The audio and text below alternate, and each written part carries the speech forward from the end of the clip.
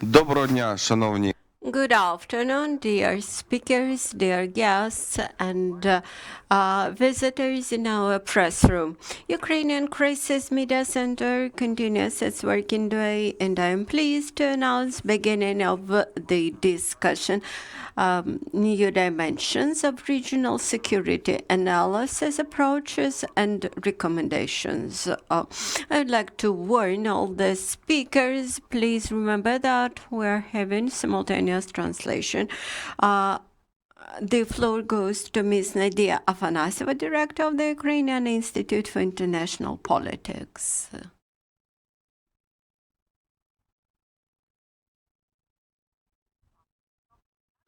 Good afternoon. We have resolved a small technical issue. It won't prevent us from fruitful discussion. We would like to announce kickoff of our project, New Dimensions of Regional Policy, which involves also our colleagues of Moldova and Georgia.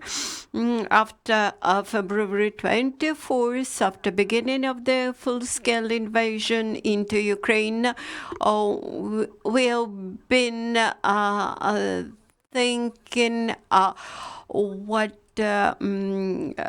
mood each our press conference would have. And today we start with the positive news that many of our heroes have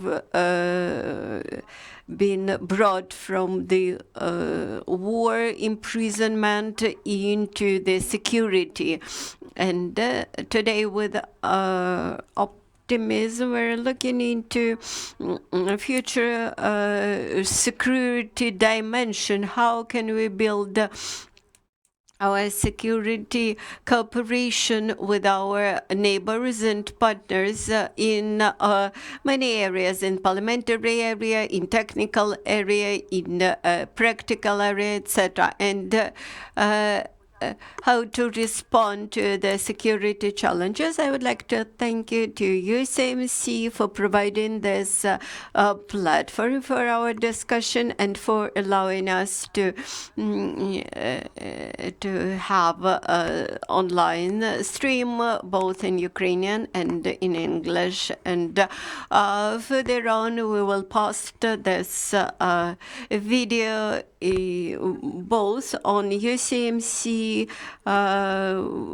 Facebook and on the Facebook of Ukrainian Institute for International Politics. With this, I am pleased to give the floor to Mr. Valery, Chairman of the Board of the Ukrainian Crisis Media Center. Good afternoon. We're happy to be the partners of this very event. We know that you have covered a long-term period of preparations, and it was in that carried out in that triangle, Moldova, Romania, and Ukraine, with the support from our American partners. And today, I'm happy to see all the participants here, and we expect that some participants will join us a bit later here around this table. And despite the Russian strikes, the strikes of Russian missiles that today targeted civilian objects in Ukraine, and just a minute ago, the air raid alarm was cancelled in Kyiv. And yesterday we observed the continuation of the threat to use nuclear arms, and later on, we will point out to many statements made on this account, but we hope that with the proactive actions of Ukrainian armed forces and Ukrainian victory, the peaceful times will be brought closer. when we come to discussions about security in regional aspects, I encourage today's speakers to point out to the most crucial elements of that. Today we have Mr. Igor Dolgov, Ambassador Extraordinary and Plenipotentiary of Ukraine to Georgia. It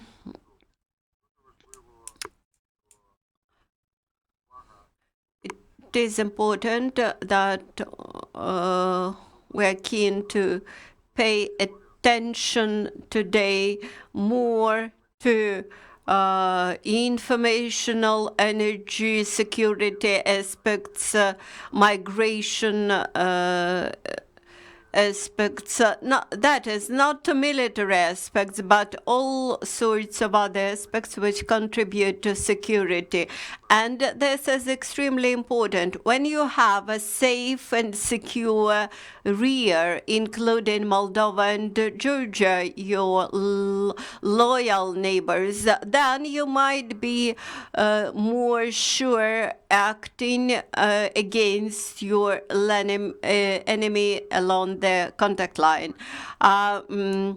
Actually, when we speak about our neighbors, we clearly understand when our neighbors protect actually our left flank and right flank in the east. We worked together in many international assemblies. I believe that regional aspects are of primarily importance, and they are part of our counteraction and fight against Russian aggression. I believe that today's discussion will be specific, will enlighten the objects, will highlight the objects which are important for our joint action. Our today's press conference is held after the Guam Organization Foreign Ministers meeting, and we also expect to get two chairpersons of parliamentary committees, Mr. Mereshka and Ms. Klympush-Tsintsadze. I understand that these days there are a lot of events happening simultaneously, and those we are very grateful to those who supported and contributed to this project, to our Romanian partners. Romania is our rather close neighbor, and we would like to thank to Romania for its strong support of Ukraine. Thank you. Thank you, Valery. Thank you for positive beginning of our discussion. Of course, we discussed today information, energy, and migration dimensions, and I am pleased to give the floor to Mr. Giorgi Goletiani, Senior Counsellor of the Embassy of Georgia to Ukraine. Georgia knows quite well what does the aggression of Russia means, and you suffered from military aggression of Russia in the past, and today actually you suffer from the migrant aggression. What challenges does Georgia face today, and what could be done to implement your priorities to respond to the challenge? Thank you for inviting me, ladies and gentlemen.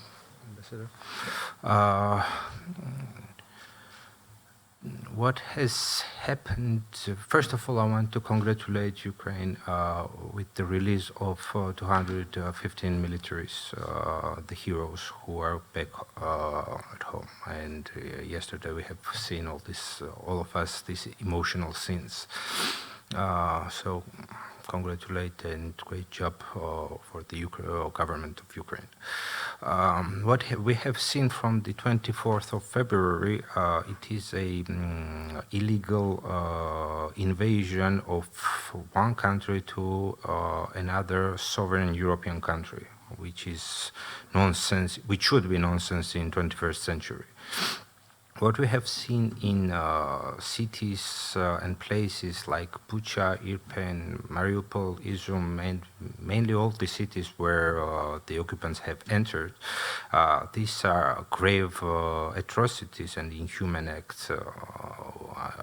This is the act of terrorism. Being a Georgian, I can, as no one else, understand what does Ukrainian people feel about it. Georgia supports sovereignty and territorial integrity of Ukraine, and not just by the statements, on every international organization's level.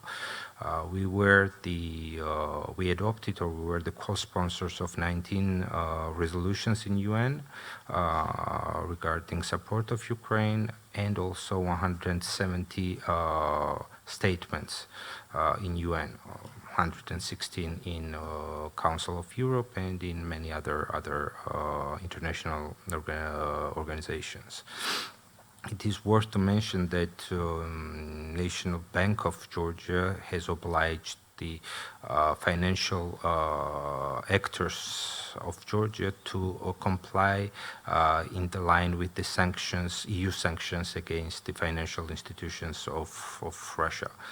The support is also in humanitarian aid, which as of today, Georgia have sent 600 tons of humanitarian aid to Georgia, support of Ukrainian citizens who fled because of the war. The numbers were 80,000 who entered Georgia. For now, there are 28,000. We have opened two Ukrainian language classes, both in Tbilisi and in Batumi. So there are more than 900 students right now studying in Georgia. In Georgian schools, they can choose in language. They have option to study in Ukrainian language as well. In the dimension of the security, the war against Ukraine has touched upon the security of our region as well. South Caucasus was always vulnerable to the security issues. We can see what's happening on Azerbaijani-Armenian border. It is worth to mention the factor of Iran, Russia, Turkey with the interests. But for our countries, I mean for Ukraine and for Georgia as well as for Moldova, the cornerstone of the security is the European and Euro-Atlantic integration. It is the only way which our government and our people see how to get stability and security. On this path, we work very closely with Ukraine. We have, and Moldova as well. In case of European aspiration, we have format of trio, which we are working very closely. Also, we are working on security issues, NATO issue, and both countries should strengthen the cooperation, Black Sea security cooperation. This is very important for both of our countries. But as I said, the main cornerstone of our security and stability is of course, NATO and European Union. Also, we are very closely watching the new initiative of President Zelensky regarding Kyiv Security Compact, which is started quite recently. And finally, what I can say that I do believe that Ukraine is on the side of good, and it will have the victory over the evil. So let me say a couple of words in Ukrainian, that перемога буде на боці України, слава Україні. No doubts. The victory will be Ukrainian, and glory to hero. Але за вимір безпековий і в сенсі Thank you for mentioning about collective security and about security dimension as a collective thing. Those frozen conflicts which exist both in Moldova and in Georgia, they bring instability to these countries and a lot of suffering. We have to finish those conflicts, to resolve them somehow, to continue our secure lives in environment proper for development. In June this year, we had a dialogue with our colleagues from Moldova, from the border guards, from integration agencies, and from migration services, and they described the challenges that Ukrainian war imposed on Moldova. With the beginning of this war, they have a lot of migrants. At the same time, they have a big part of pro-Russian society, and this is to some extent similar to what had been going in Georgia. Now, I would like to give the floor to Mr. Marko Shevchenko, Ambassador Extraordinary and Plenipotentiary of Ukraine and the Republic of Moldova. What's going on now in Moldova, and what we shall take into account when we develop a policy at the level of civil society, at the level of experts in the relations between Ukraine and Moldova.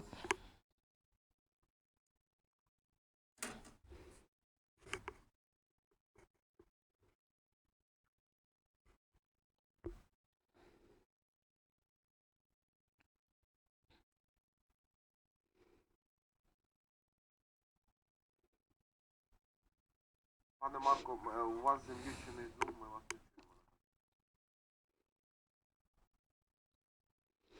Please turn on your mic. Please turn on your mic. We do not hear you.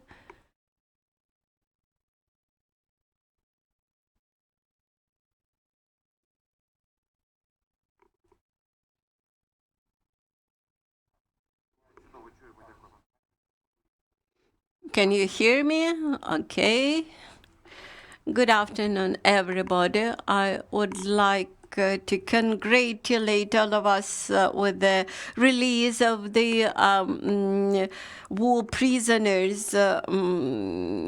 And this is going against the background of announced mobilization, military mobilization in the aggressor country. Actually, under current conditions, it looks like an invitation to peaceful talks from the Kremlin side. And we clearly see that the Kremlin vision of the relations in the entire region here in this part of the world is now surviving through considerable changes. As for Moldova, just like Ukraine on February 24th, were deeply shocked and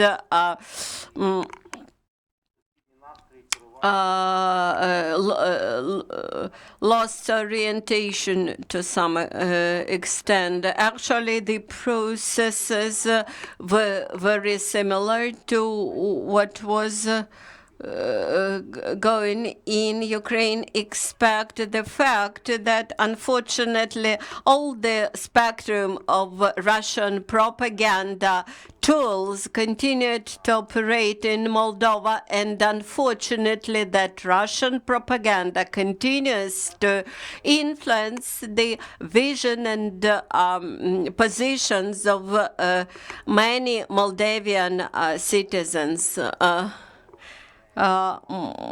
Moldovan leadership did not hesitate to state who were the aggressors, and although that was made in rather careful language, because the beginning of the war immediately turned Moldova into pre-front line country, and the main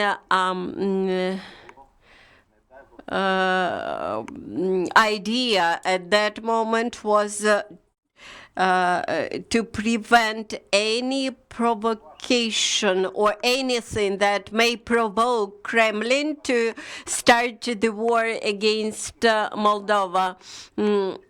And at the beginning of the war here in Moldova, saw that maps in the internet showing arrows, red arrows of Russian tanks directing to the capital of Moldova, to Chisinau. And that fear and that feeling of vulnerability lasted till the beginning of the first victories of Ukrainian army. And from the moment when Ukrainian forces had demonstrated first successful actions against Russians, the mood here had changed. The statements made by the government are becoming more and more resolute, and Moldova gradually introduces more and more sanctions, although de jure situation here is different. If we go more deeply into the informational energy and migration vulnerability of Moldova, the situation is only a bit better than in Ukraine. If we discuss the area of information, we should clearly understand that all the line of tools of Russian disinformation is applied here.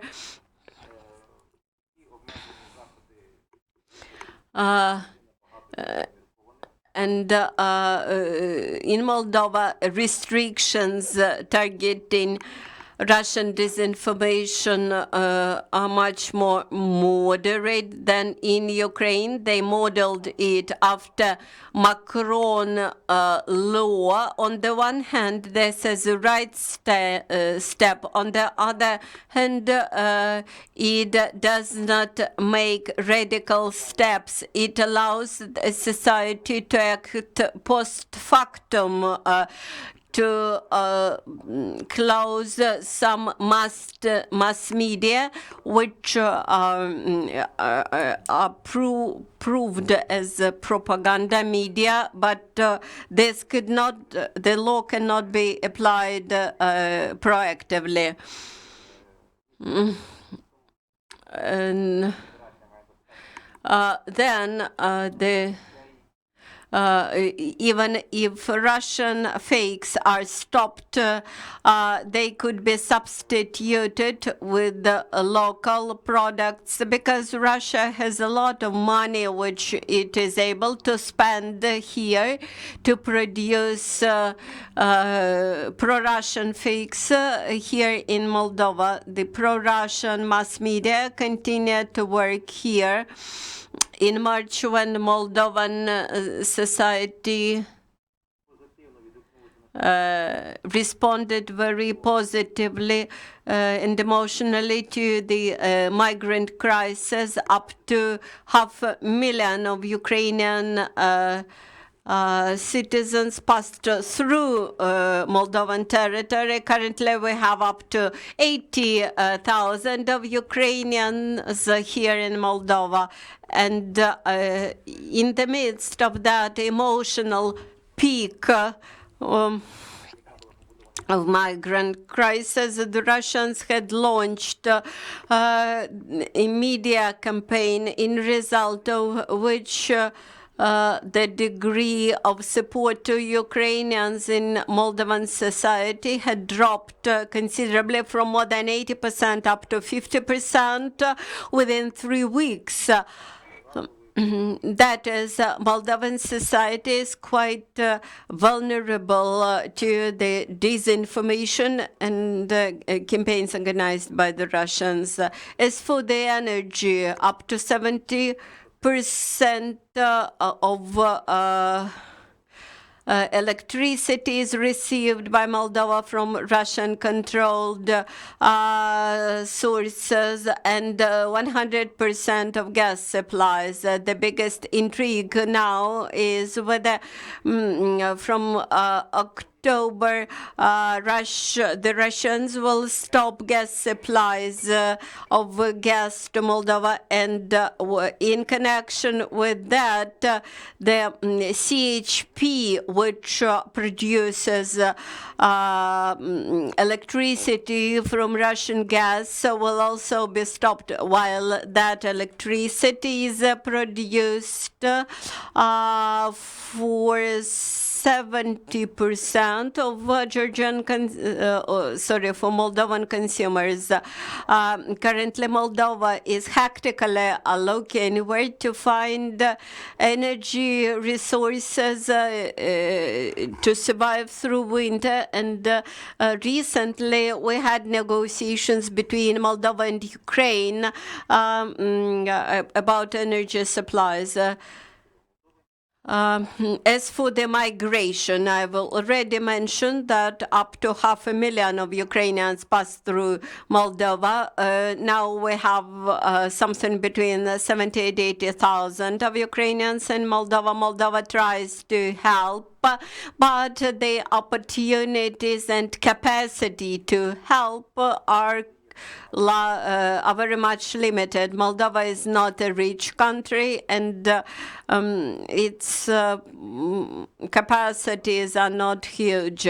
Nevertheless, my private observations suggest that out of that 70,000 of Ukrainian citizens who now stay in Moldova, the majority of them stay here because they have either relatives or families or friends or business partners, or alternatively they plan to go back to Ukraine rather soon. That is, from general amount of people who are now in Moldova, only 10% applied for the refugee status here. All the rest remain in the visitor status, and it looks like they are happy with that visitor status and are not planning to become refugees. As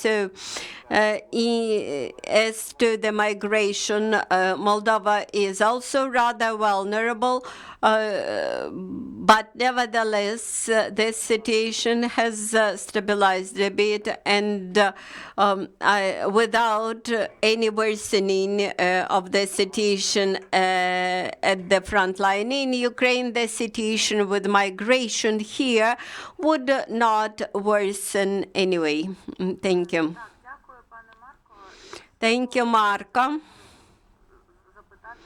May I ask you a question, if yes, shall I do that now or later, because you are not planning to stay up to the very end?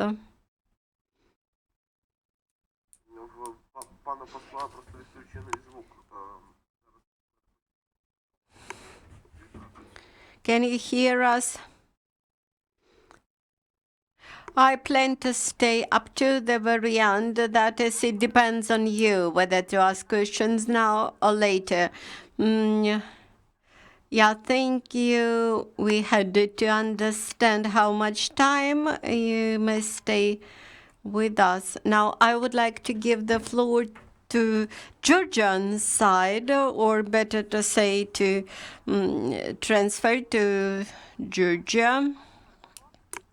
We have now Mr. Igor Dolgov, Ambassador Extraordinary and Plenipotentiary of Ukraine to Georgia in 2017-2022. You had just came back from Georgia. I'm happy to participate in this discussion. Let me express my vision, which may differ slightly from what I have heard from the previous speakers.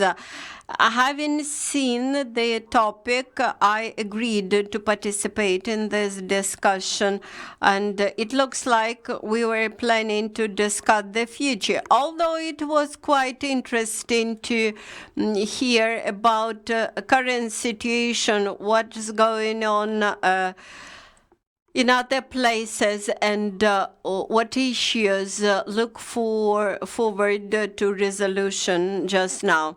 Nevertheless, I would like to look into the future. You have selected 3 areas for today's discussion about the future.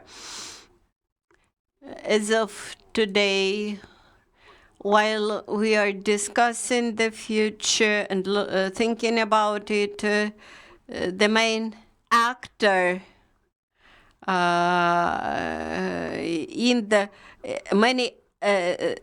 the main actor for the future remain the armed forces of Ukraine. As of today, only this actor may decide whether we have a future or not. But what will happen next, what will happen in the future, should be discussed and planned now. The regional aspects are important, but what the war had proven that the regional aspects could be easily destroyed, just like rocket launches of cruise missiles to any point in Europe.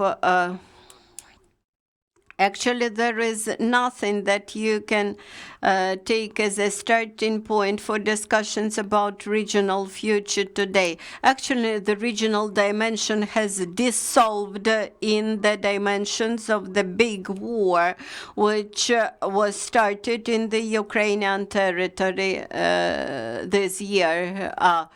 The United States of America are rather far away from Europe, but they, and nevertheless, from the day one, they offered their support as well as the United Kingdom. So today, the regional dimension had to be rethinked whether we have to restore what was ruined because of the war, or we wanted to develop the new regional dimension. What do I mean? Start of the full-scale war against Ukraine, the Russian Federation had brought under question all the security dimensions that Europe and the entire world had been trying to develop since the Second World War. When we speak about values, about mutual values, actually, today, all the values of the leaders in the states were questioned, and they were transformed into tools or mechanisms. All those tools and mechanisms served to four freedoms, that four fundamental freedoms around which the European Union was created. With the beginning of this war, all that four degrees of four fundamental freedoms were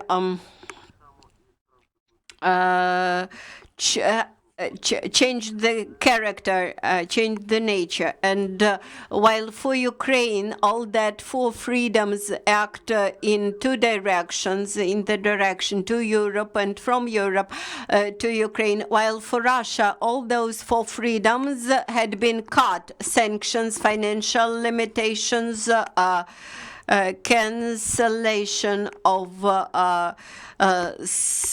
visa issuance,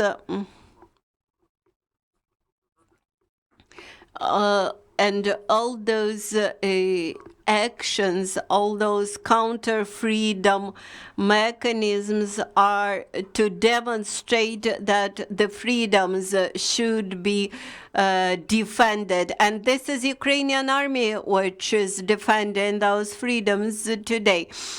For the future, we have to think carefully how to secure that freedoms for humanity, for Europe, because neither United Nations nor OSCE organization proved unable to defend that freedoms, to stay for them, to stand for them.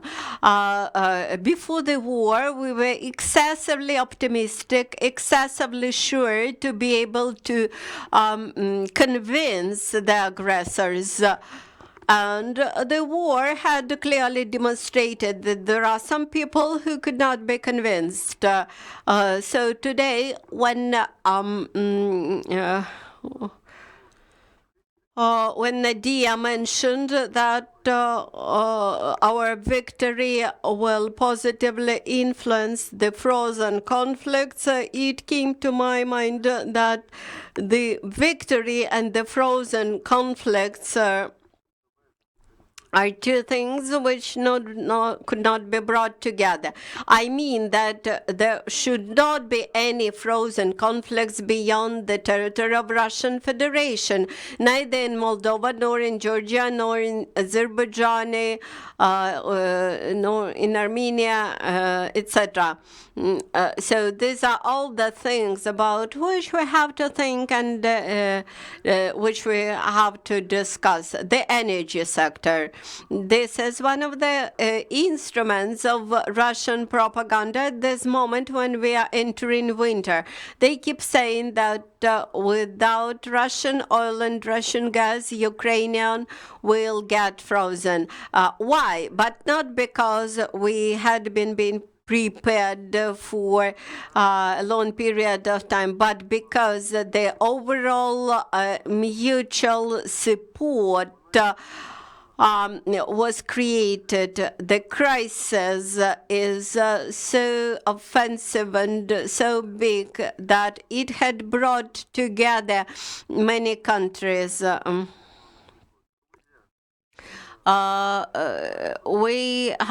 the future, we have to think about what Georgia did after Abkhazia war. They do not have centralized heating because they cannot afford central heating.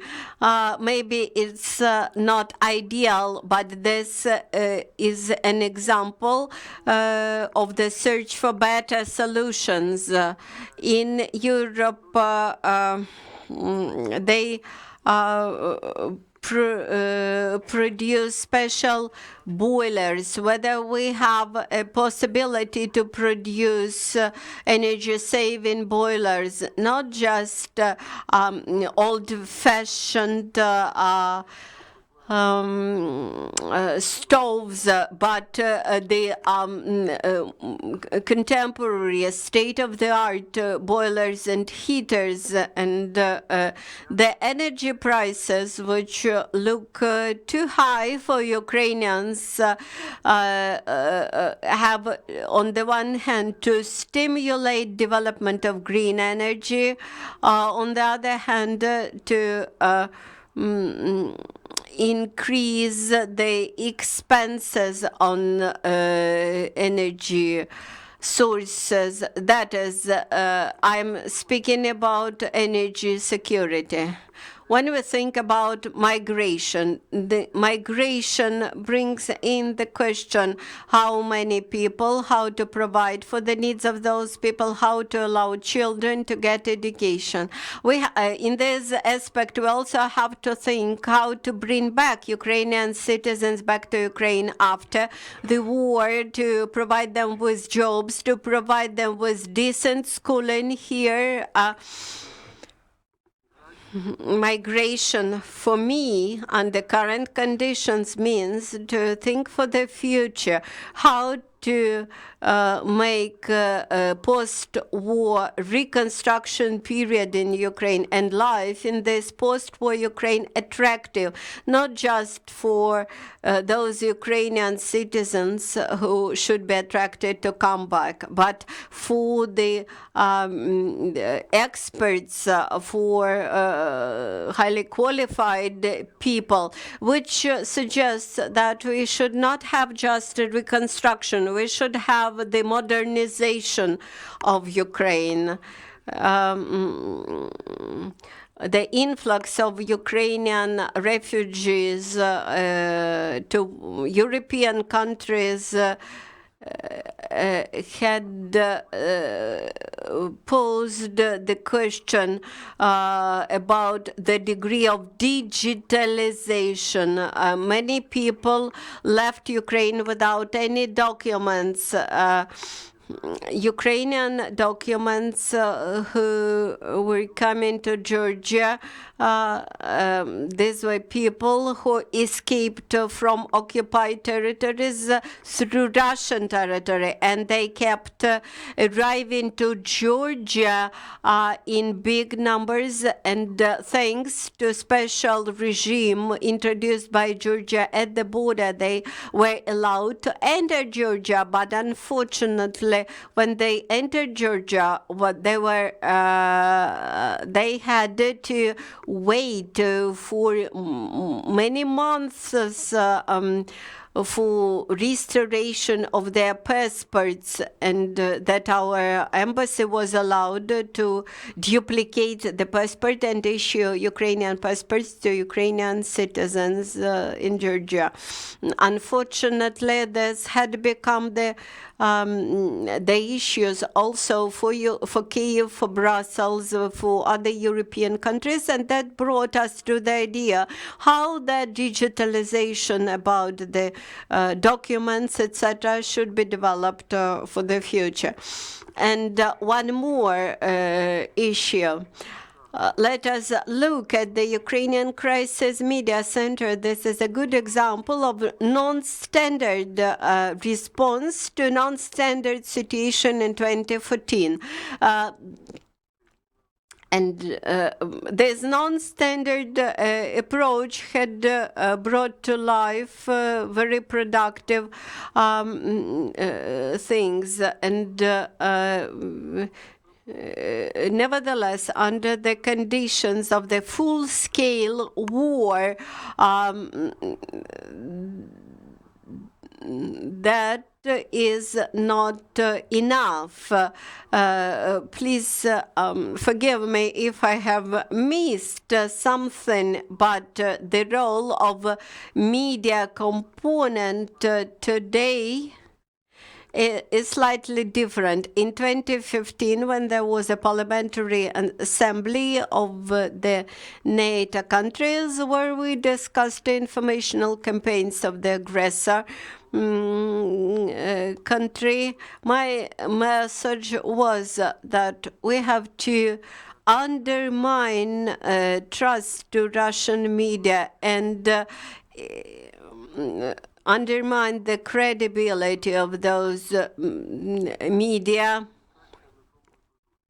The strategic communication is based on truth. And we keep seeing that in all the capitals where Ukrainian embassies work.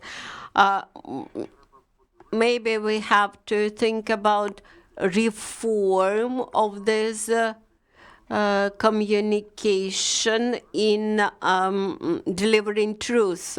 Maybe we should take the communication way that Ukrainian President Zelensky took. Maybe this way of direct addressing is right. And he is very straightforward in his addresses. There are several signals, several messages in each, very straightforward messages in each his address.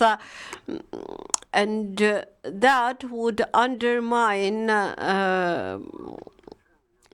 credibility of Russian media sources. Thank you for this opportunity, and I'm ready to answer your questions. And my biggest aspiration when I was hidden here was to look for the future, look at the elements which we should preserve and the opportunities which we have to find for the better construction of the world, better development of the world. Thank you, Igor. When we think about innovations, we understand that innovations depend on us. And today, we understand that this is the war of the two worlds, the world of the innovative world,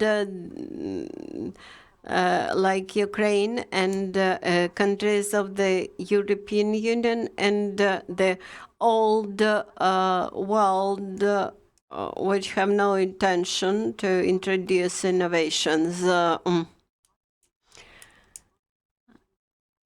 And that's why we pay attention to innovations and development of innovations in many spheres, in energy sector, in digitalization, etc., and other dimensions of Ukrainian economy.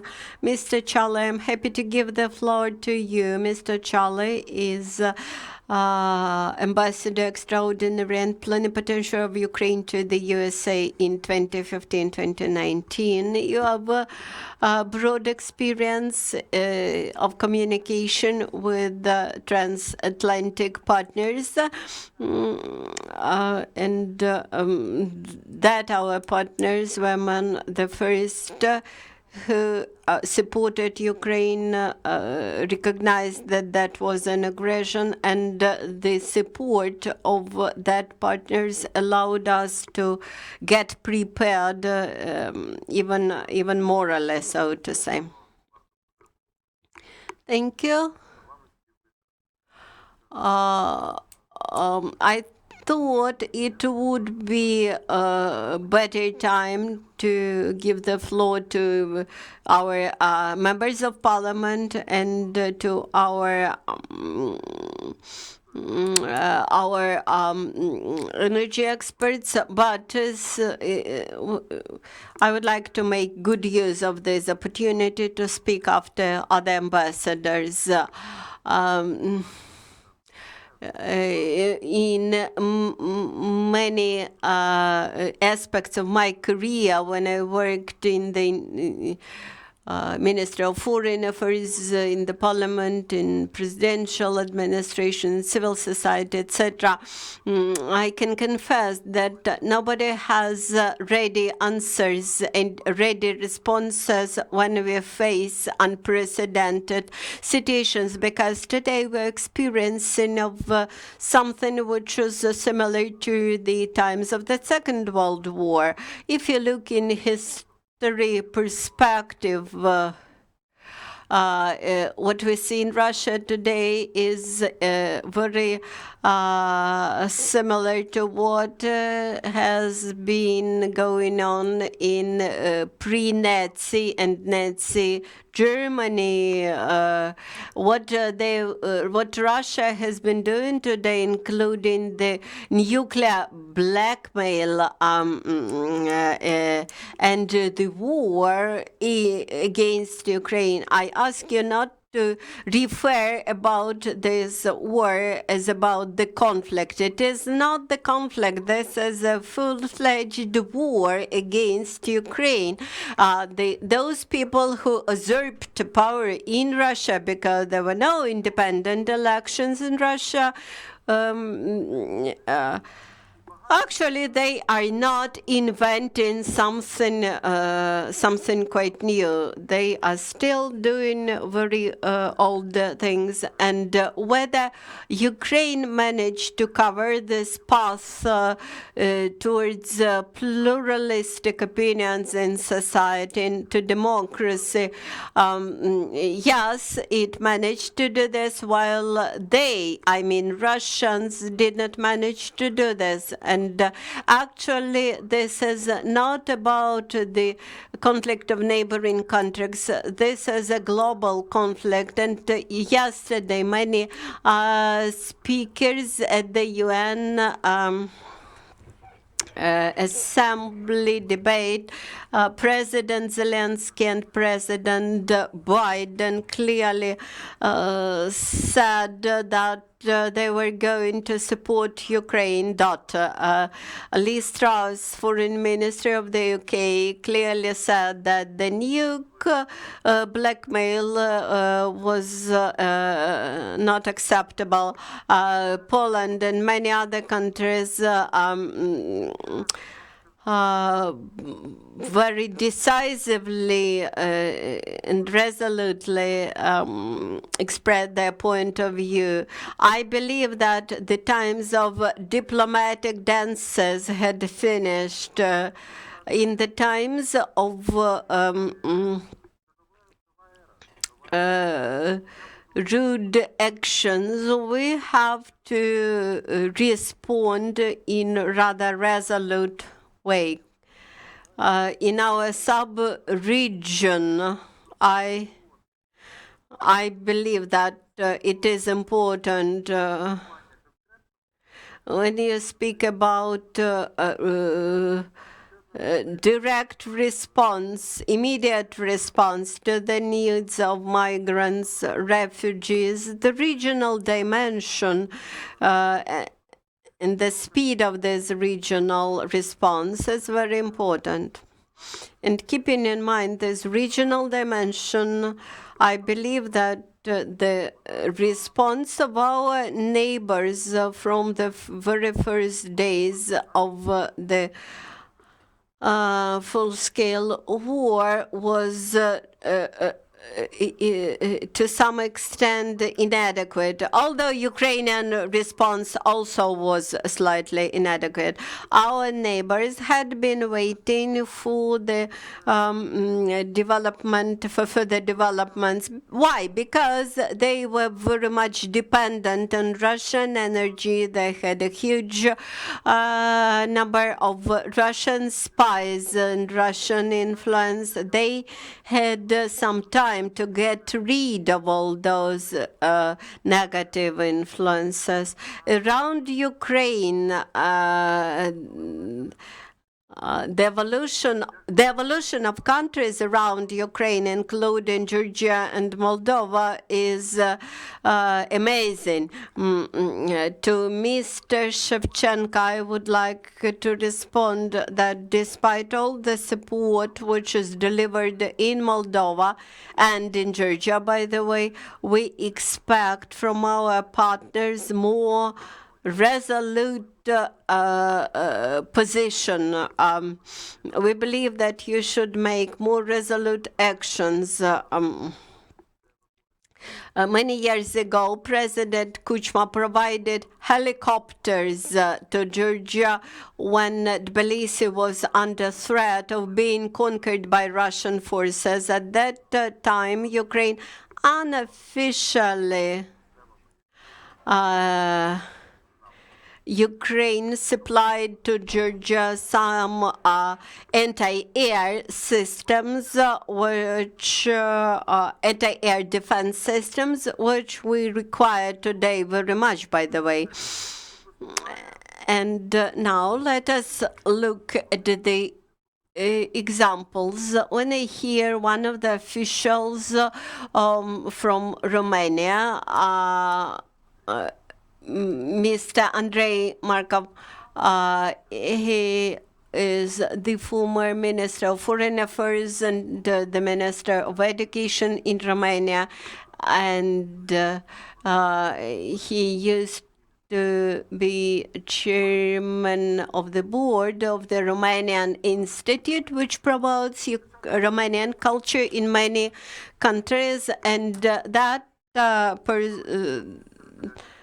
that official doubted about the territorial integrity of Ukraine.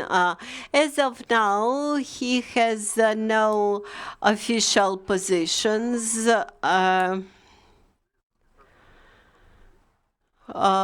And despite that, the Ministry of Foreign Affairs responded to that statement. But in those countries where his influence remains high, we have not seen any negative response.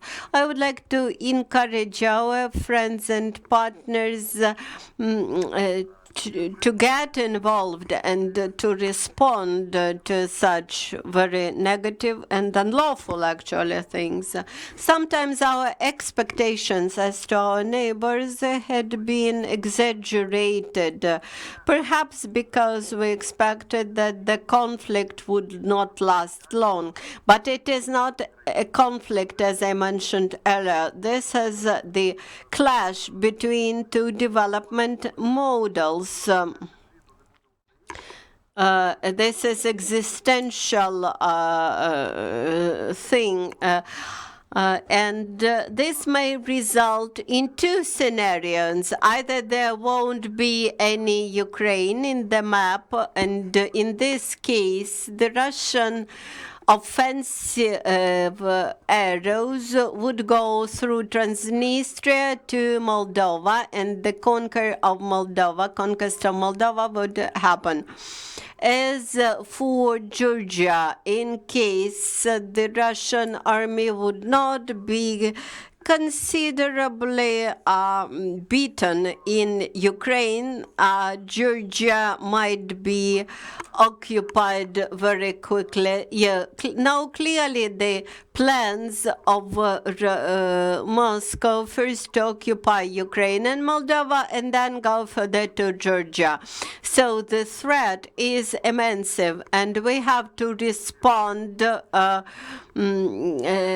strongly. We do not have any gray zones now. We have just black and white zones, and we have to come together strongly. We would like to thank to these two countries, to our neighbors who keep supporting us at the international level and always vote in favor of Ukraine. In Brussels, they had been looking at the candidate status comprehensively. I do not think it's fair that Georgia was not granted the status of the candidate to the EU, because I believe from the key communitary point of view, the situation in Georgia is even better than in Moldova. Nevertheless, we are moving to the European Union together. I can assure you that in a very short time perspective, Moldova, Ukraine, and Georgia will become members of the EU. I understand that immediately upon the occupation of Ukrainian territories, the windows of opportunity to become a EU member will be opened. I also believe that as soon as NATO countries make political decision to accept Ukraine, Ukraine immediately will be accepted. Interoperability, which is required by NATO members, is now well trained on everyday basis along the contact line, and I believe that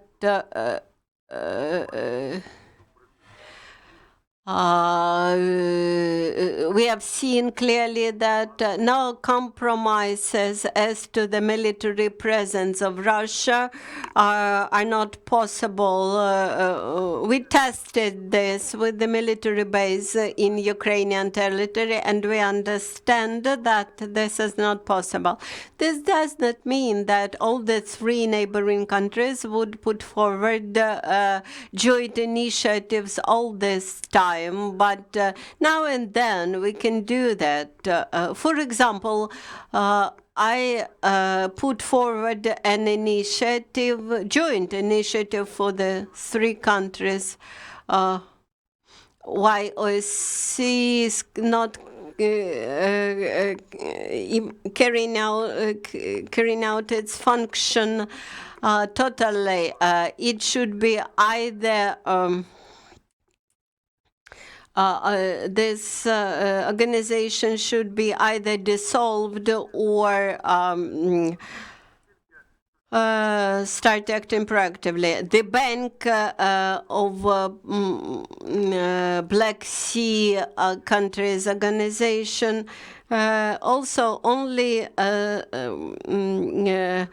allocates money. Why this organization, as a Black Sea Economic Cooperation Organization, should continue to exist when Russia violates many rules of this organization? This only suggests that there are a lot of initiatives which we can undertake jointly at the international arena. We very closely cooperate with Moldova because we are neighboring countries, and we can have joint even economic ties with Georgia. I believe that in nearest future, not Kerch Bridge, but the boat or ferry connection with Georgia may become the main connection between Ukrainian Crimea and Georgia and Asia. And now 3 observations. in the next days, we will enter a new stage of war. The war between Ukraine and Russia is not only war now at the globe, but Ukrainian-Russian war is the biggest one since the years of the Second World War. I believe we should take it quite seriously, and today Russia understands that it is losing, and when the loser country is understanding that, this becomes very dangerous, so to say, moment. Russia is a big country, this is a nuclear country, and they have huge resources, and Europe continues some trade operations with Russia, and Ukraine continues to transport Russian gas and other resources. So the world is very complicated and comprehensive. You cannot stop trading. And while that money gained from trade, they used for continuing this war. That is, I would like to encourage you not to allow the long-term war. It seems to me that the Western countries are keen to support Ukraine as long as it is required. This position should be supplemented with the following statement: to support Ukraine with sufficient resources to end this very quickly. That's why we expect for the concentrated support immediately after Putin's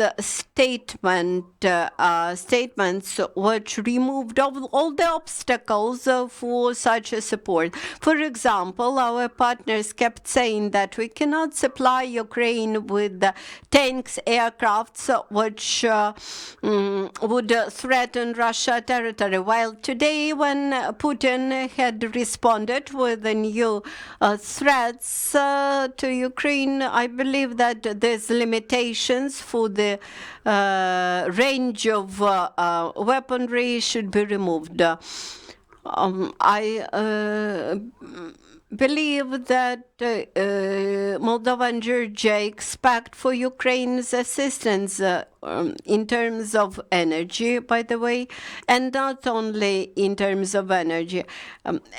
At this very moment in time, Ukraine requires help and support from other countries, but in future, Ukraine will be able to do everything possible and support Moldova and Georgia in their European and Euro-Atlantic aspirations, and we have to do everything possible to develop our partnership. And by the way, this position is clearly stated in the intergovernmental documents between the three countries, and today's Russians challenges and threats in the regions should be seen as opportunity to develop our new security dimension, new energy dimension, new migration dimension in the region, and informational dimension. With this purpose, we have to unite all our capacity. This is not the war of Russia against only Ukraine. Each Georgian resident, each Moldovan resident may perceive this war as the war against their countries. We have to unite our efforts and not to allow any small opportunity to Putin and his camarilla to act against democratic countries. in case of immediate isolation of Putin's regime from China, from India, from other big global countries, that would immediately end the war, and a neutral position or support of Putin, this acts against Ukraine, while support of Ukraine acts for the sake of the light forces, light powers. And I believe that all the threats that we see now can become our advantages very quickly. That's why I encourage our neighbors to stay next to us and support us. Thank you.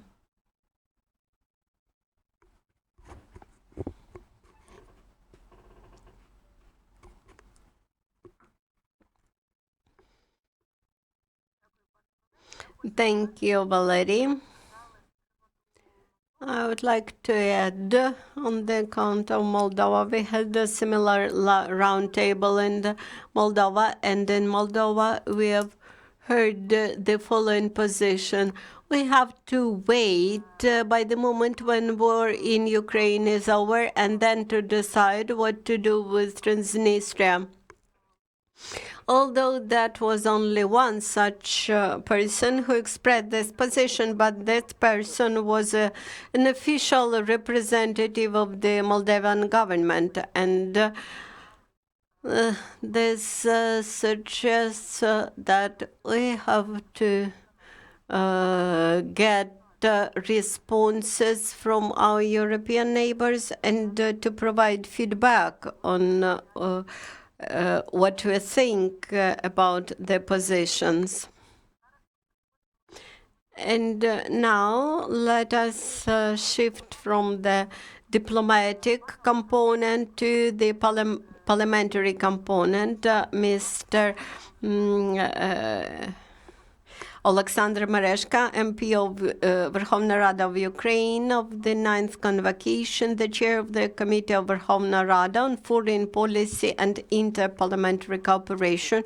Thank you for the invitation. I've heard a lot of interesting things today, and I would like to capitalize on that views. For us, the day of February 24th came the moment of truth. At that day, we had seen who were our true friends and who were ready to take the waiting position, and who were our enemies because they decided to become partners of our enemies. Within several days, the world had become too polar, black and white. There is a coalition of the states who stand for peace and for progressive values, while there are coalition of countries who oppose them. This is the ideological, or better to say, the conflict of values, because values are even more profound things than the ideology. We defend European values, or better to say the human values. We defend the values of humanity, the human rights, rule of law, and they may sound as quite simple, but very fundamental, very profound things. And today we have to decide whether we want to live through these values in the future, or we will be imposed totalitarian values in the future. I fully agree with interpretation of President Biden, who explained that there are values of democratic regimes and totalitarian regimes, while George Soros believes that this is a conflict between open society and closed society. I had seen an article in the Foreign Affairs with which I agree. This is the conflict between countries who support the international law and those countries who want to ruin the international law. So we have to look at the war between Russia and Ukraine not just as a war between one state and another state. From the international law point of view, this is actually a war between two countries, but we should see it as a global conflict and which may become more bloody during the years to come. And when we look at the rhetoric of Kremlin leadership, Minister Lavrov and his supporters keep saying that they are waging a war against NATO and against the collective West, as they formulated. Actually, they had started that war long ago when they started to poison their political opponents in Western countries and used other shocking ways to act in the international arena. So from this global counteraction point of view, we have to look at our future. Quite recently, from our foreign partners, I had heard President Zelensky is an informal leader of the liberal world, and because he is a leader of the state which is waging a war against global aggressor in the global conflict. And a couple of words as to the triangle. Ukraine is if not regional, but sub-regional leader. We have to give more attention to this position of Ukraine. We can become leaders in this associated trio. When we think about European integration, Ukraine can become an icebreaker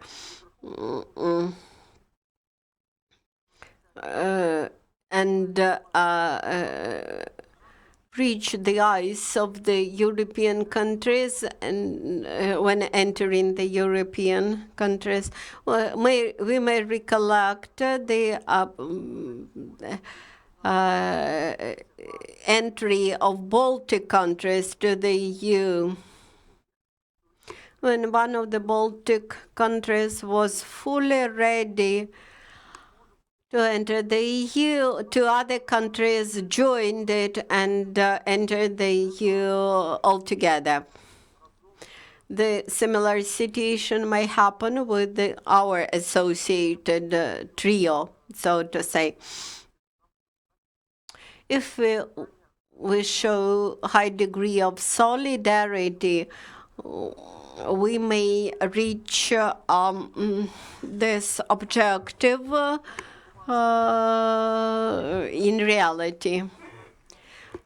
I never forget about NATO, and I think that for us it would be ideal to enter NATO immediately. We are ready to enter NATO tomorrow, overnight, and that would resolve the issue of aggression. And then entry to the EU. The entry to the EU, it's not the issue of a prestige. This is the issue of our economic security. Russia would never start aggression against Ukraine if Ukraine was the EU member in 2014. Unfortunately, we did not manage to do that, but we have to do this as quickly as possible.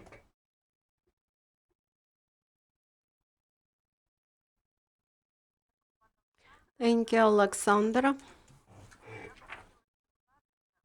I would like to add in many our discussions and at the level of the European Union discussions, we have heard that this is a good chance to get rid of our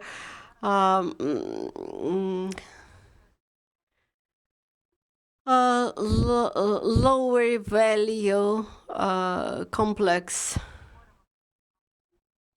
And that is what Mr. Chale actually said today, that more and more often we start to promote our own position without looking into other sides and at our partners. When we expressed all our concerns in the past and mentioned that there was a direct threat to Ukraine, the European Union expressed its concerns and nothing more. Now let us shift to discussions of the energy threats. Mr. Volodymyr Amelchenko, Director of Energy Programs of the Razumkov Center. When we discussed diplomatic challenges to Georgia and Moldova, we just lightly mentioned the energy threats to those countries.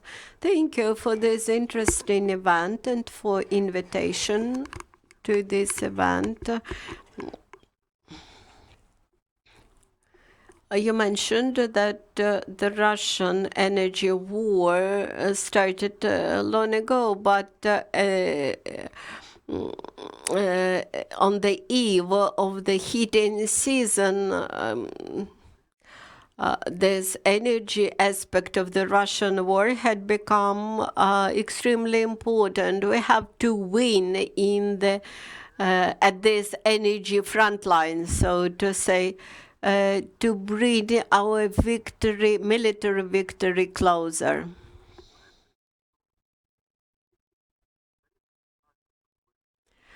On March 16 this year, Ukraine synchronized its energy system with the NCE, with the European energy system. That event was very important, and the synchronization allowed Ukraine and continues to help Ukrainian enterprises partially to compensate the losses which Russia commits to Ukrainian energy sector.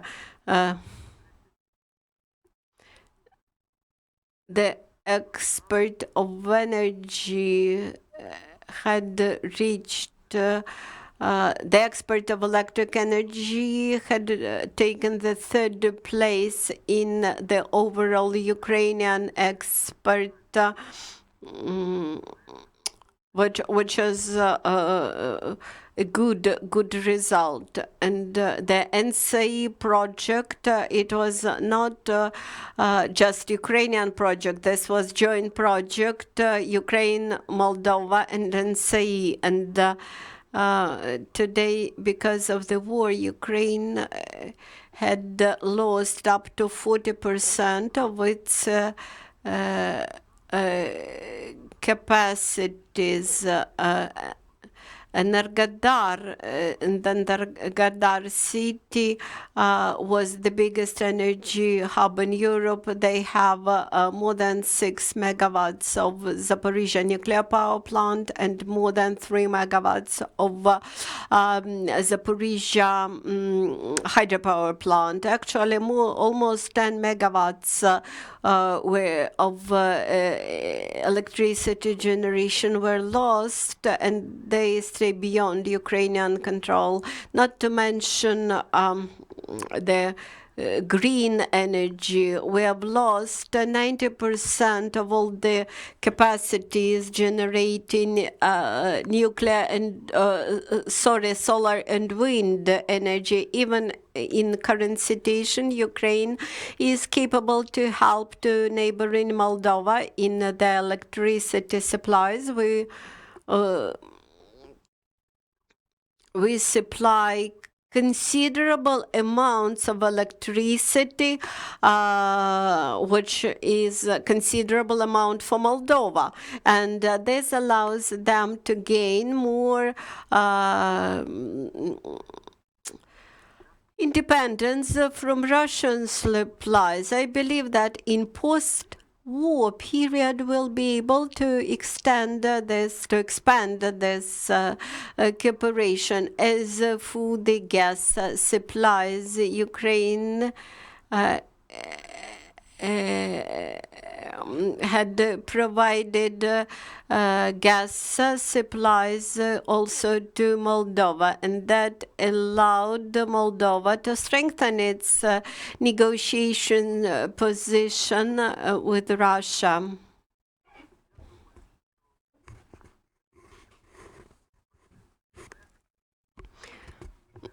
These are quite important aspects of further cooperation of Ukraine with Moldova. I also wanted to point out that the situation around Zaporizhzhia nuclear power plant brings in the problems for the entire Black Sea region countries, because in case of huge man-made disaster in the new Zaporizhzhia nuclear power plant, the entire region around the Black Sea might be affected depending on the wind. And that's why all the Black Sea countries are interested in quick bringing of the ZNPP under Ukrainian control. And that all Russian soldiers are withdrawn from the territory, from the perimeter of NPP. The biggest source of threat to Zaporizhzhia NPP is deployment of Russian soldiers in its territory. Quite recently, at the beginning of this very week, IAEA had passed the resolution which it reflects the position of EAIA directors, which is very pro-Ukrainian, and there were only two countries, Russia and China, who did not support that resolution. 7 countries abstained, and 26 members of the EAA supported the passage of that resolution that the Russian soldiers should immediately leave the nuclear power plant territory, and that nuclear power plant should be immediately subordinated to Ukraine. And how did Russia respond to this international document? Actually, the next day upon passage of that resolution, Russia had shelled the southern Ukrainian nuclear power plant, and the missile targeted a site which is only 300 meters away from the nuclear reactors in the southern nuclear power plant in Ukraine. This clearly shows how Russia responds to the resolutions of respectful international organizations.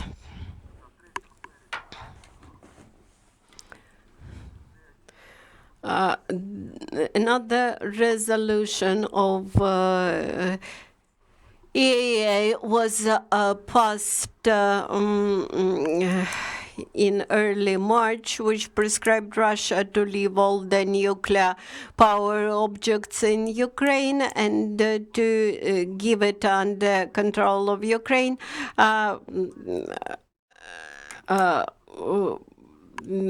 Instead of liberating and leaving a Chernobyl nuclear power plant in early March, Russia had occupied Zaporizhia nuclear power plant.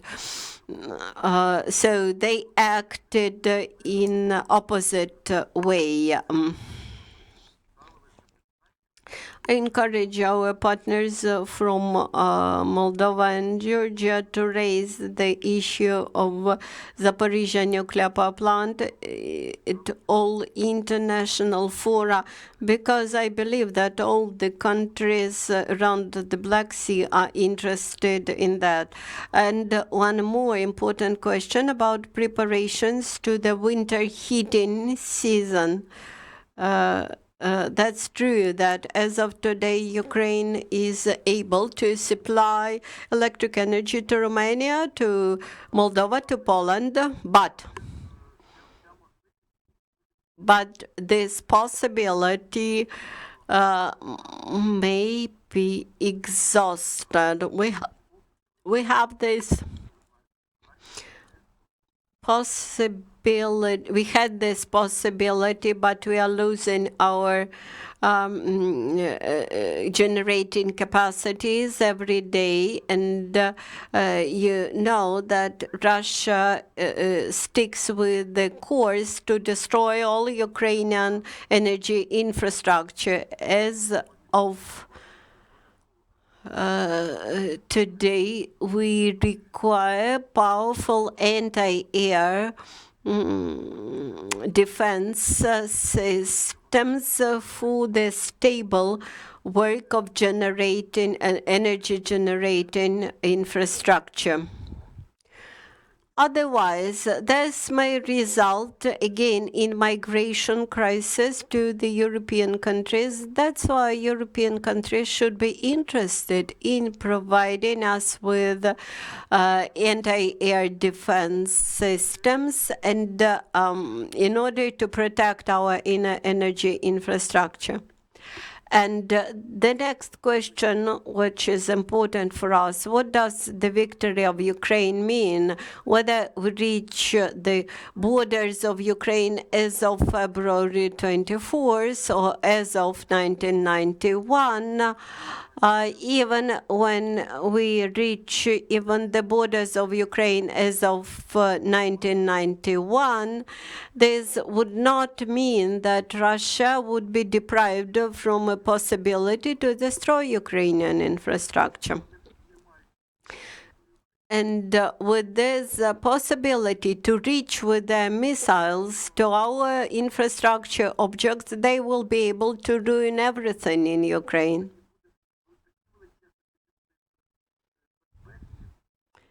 And this may result in a huge deficit of security in Ukraine, which will make Ukraine totally incapable to exist further as a state.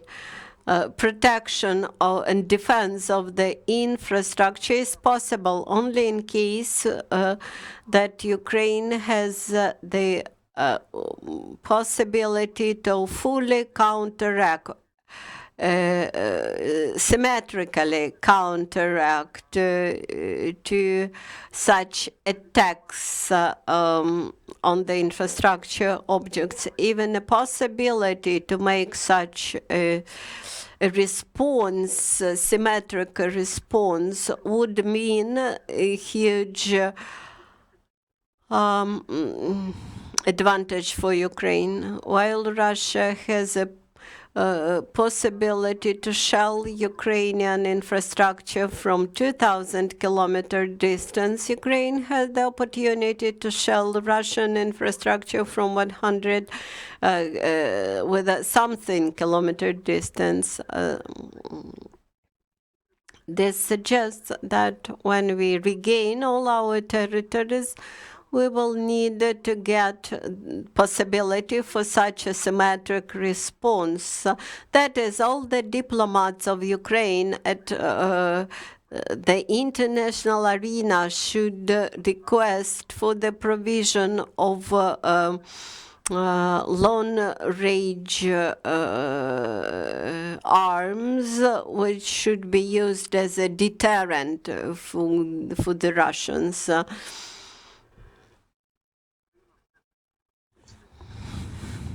We all believe that Ukraine will prevail, and that upon this victory, this will open new opportunities for Ukraine, for Moldova and Georgia in terms of European integration. After that, I expect for serious political shifts and strengthening of Euro-integrational forces in Moldova and Georgia. This movement of Euro-integration will speed up considerably in the nearest future. Thank you. Thank you, Volodymyra. That is what we are trying to achieve. I believe that after short interventions from our colleagues, we will start discussions. But first of all, we will give the floor to our colleagues from the project. We had carried out discussion on the project in Moldova in June. In Georgia, we will have such a discussion in Georgia. And now I'd like to give the floor to Ms. Angela Gramada.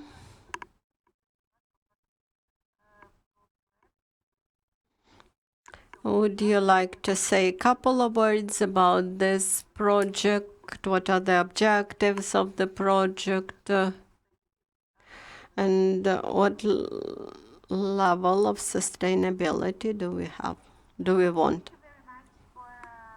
For the invitation and for the patience that you had with us, Nadiya, for organizing this event. I would like to say a warm welcome to your speakers that joined us today, and this has a great importance for us, because in this way we are extending the number of our beneficiaries of the project, and we can get support for future activities that we are planning within this project.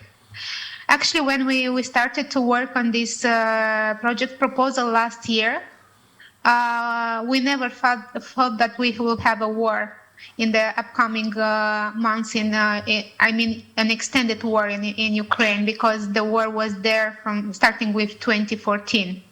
And for us, the annexation of Crimea and military operations in Donbass and Lugansk means war.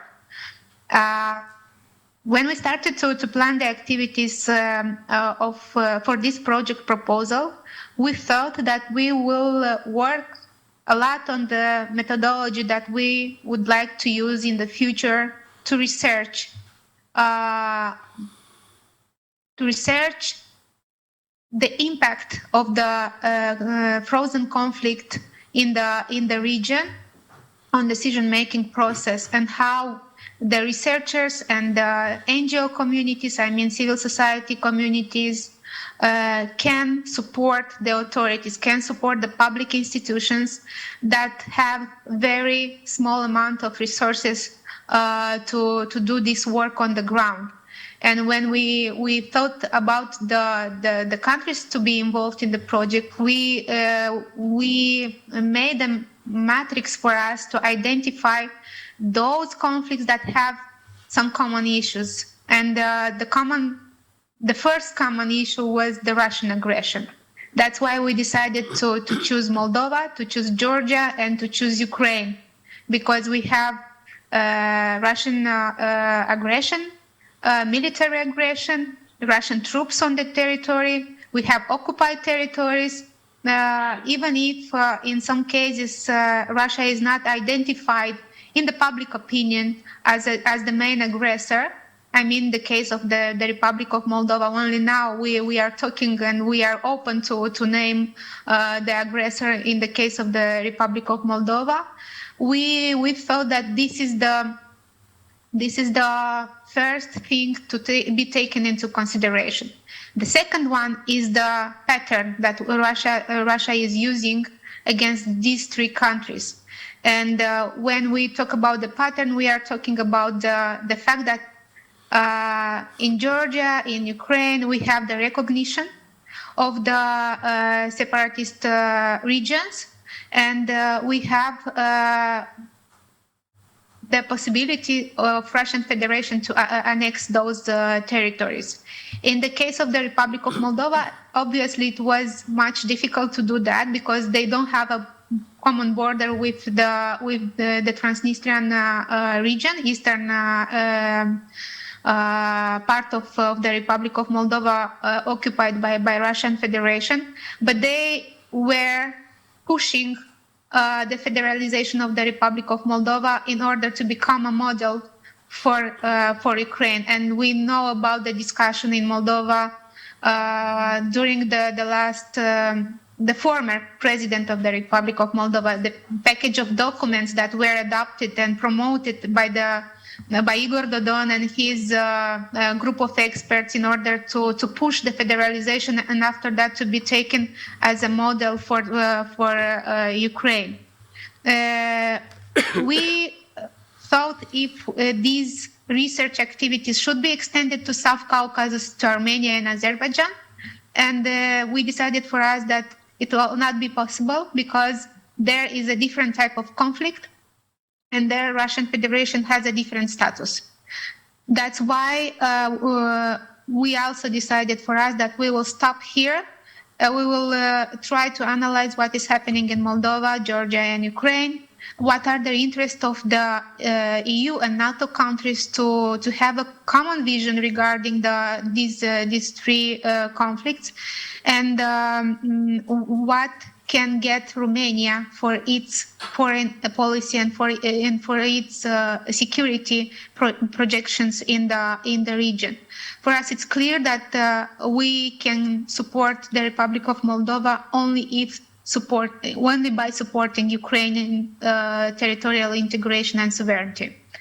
For us, it's also clear that we have to define our role and status in the region and to become a very active player because it involves not only the interest of our citizens from these countries, I mean from the Republic of Moldova, we have almost 1 million of Romanian citizens there, but also how to protect our own borders. Russia is closer than ever to the Romanian borders, and we have to be proactive. We have to take into consideration the fact that we are asked by our partners to become more active, and as civil society organization, we have decided to support the initiative promoted by our foreign minister Bogdana Urescu to create EU institutions for conflicts in the Black Sea region. And we think and we are convinced that this initiative should be further promoted at the level of the EU countries. Why? Because it can help to create a common strategy regarding these conflicts and to unify actually the efforts that were identified during last year in support for Ukraine.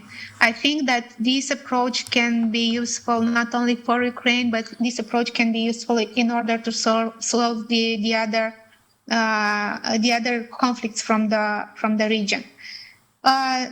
Thus, for us, it's important that we already have developed the methodology, and it will be used by future researchers that will join our initiative.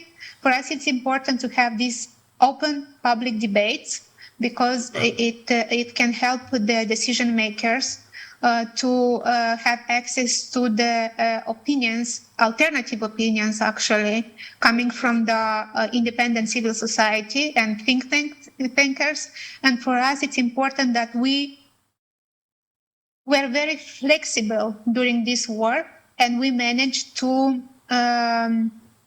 inform the Romanian audience about what is happening in Ukraine. And I would like to thank you, Nadiya, for coming to Bucharest for that, to join us in our information campaign, to explain to the Romanian audience what is propaganda and what is real information from the ground, and why it's important to continue this work. And it's important to have these connections among the think tankers, among the academia, among the experts, and among those who are defending the rights of the people from all these countries from the Black Sea region. I hope that we will continue in the future to extend our network, and this is only the beginning. Our work is important, and we will fight for correct information of the European audience, for the Romanian audience, but also to debunk some narratives promoted by Russian Federation regarding the conflicts in Moldova, in Ukraine, and in Georgia. And maybe this experience will be also useful for other countries in the regions that have the same problem, that have some issue to solve with the aggressive promotion of the Russian foreign policy interest in the region. Once again, thank you for organizing the debate, for inviting the decision makers, for inviting very valuable expertise to join us, and for actually being the most valuable partner during this period for us. Thank you. Дуже дякую, Анжела, за ваші слова. Thank you, Angela, for your warm invitation. For us, this event have been important because we wanted to reach not only decision makers, but we wanted to use the media platform of Ukrainian Crisis Media Center to reach a broader audience. That's why we are using translation, and we try to reach as a big number of people as possible. Proposal for the president of Association of Experts in the Foreign Policy and Security, Ms. Gramada, and you are, by the way, your project. If I mentioned, we have had some Romanian, not politicians, former diplomats, but Mr. Andrei Magrov. Can you make your project or association reaction or comments of these attempts from some of your colleagues or experts from Romania just make something absolutely wrong? Because I know the position of Minister of Foreign Affairs of Romania, immediately reaction on that. Why association of experts do not react on such type attempts? Can you make more for impact, not just organized for distinguished experts or somebody for decision maker, but just keep your strong own expert position on this in Romania and other countries? Can you do it now? Actually, we did it. We condemned the foreign ex-foreign minister of Romania, Mr. Andrei Marga, and the reaction of the civil society was immediately, even before the press release issued by the Romanian Ministry of Foreign Affairs. The problem here is that Mr. Marga continued to keep his position and to trying to convince us that this is his position is the right one.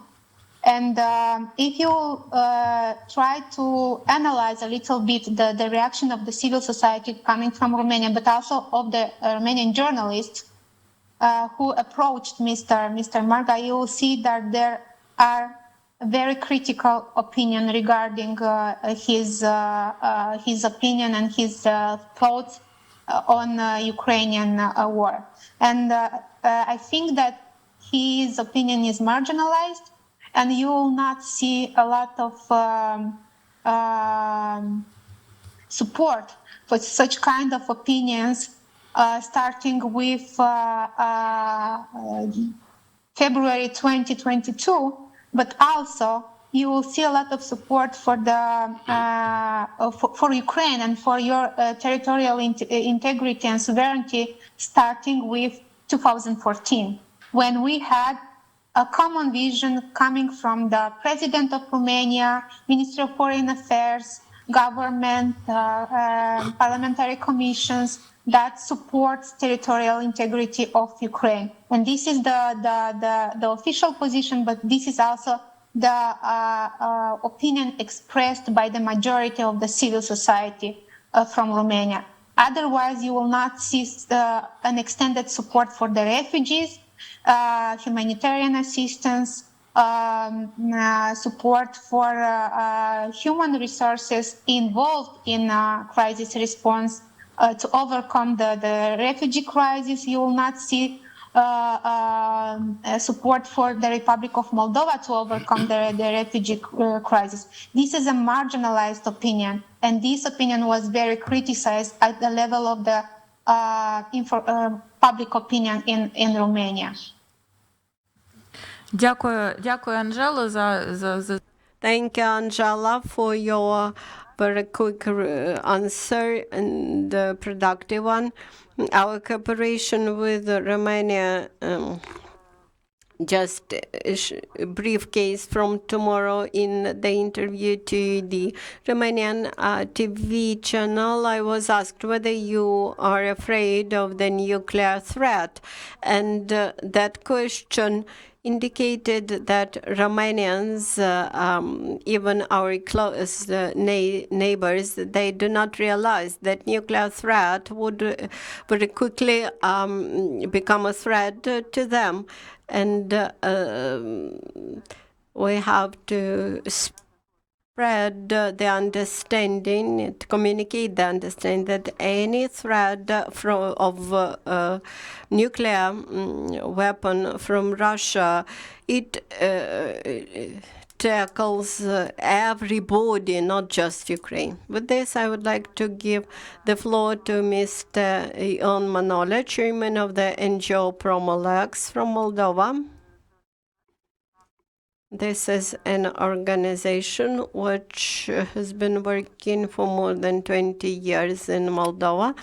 It deals with the human rights in Transnistria, monitor elections in Transnistria. They are familiar with what's going on in Transnistria and Georgia. Thank you, Nadiya. Presentation. I will start with congratulations to the organizers and also with thanks to all of our participants for their very valuable contribution to our activities.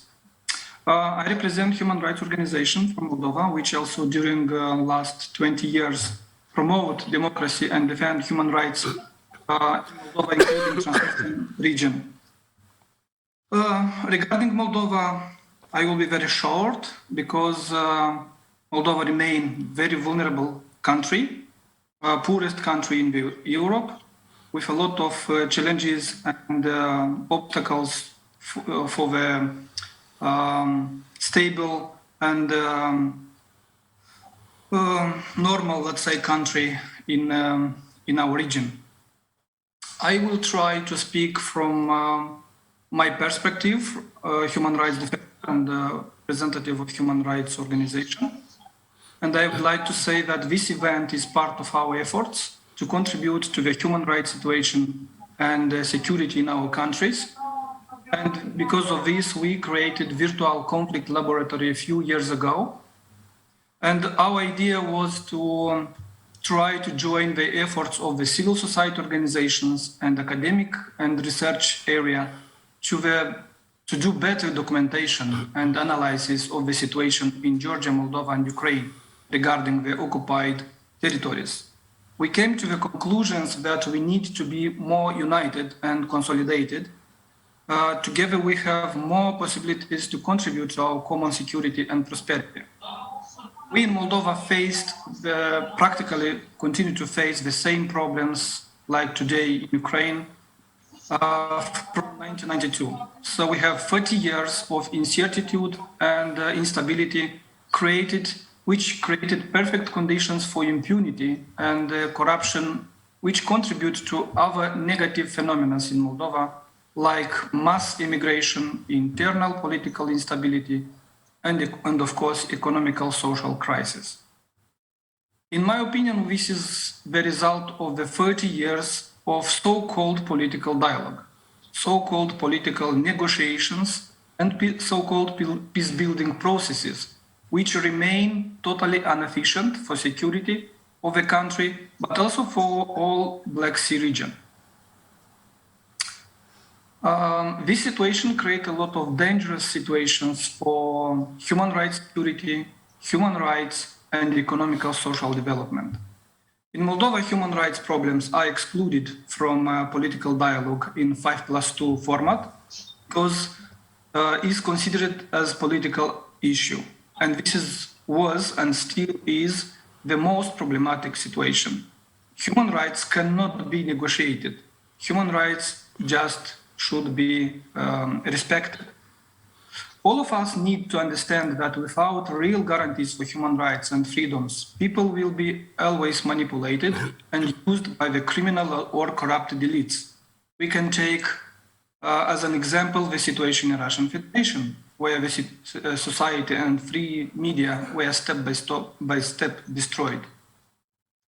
My organization during the last 18 years tried to promote and defend human rights in Transnistrian region, and many of our efforts should now to be supported, at least now, to be supported at the international level.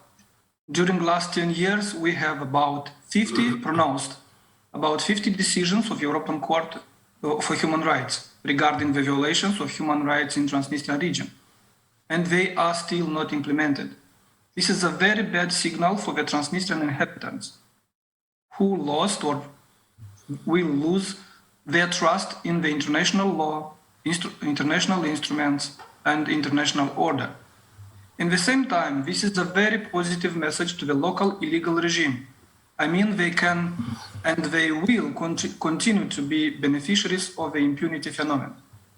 No investigations, no sanctions, no responsibility for who violate and continue to violate human rights in such areas. I mean, frozen conflict zones.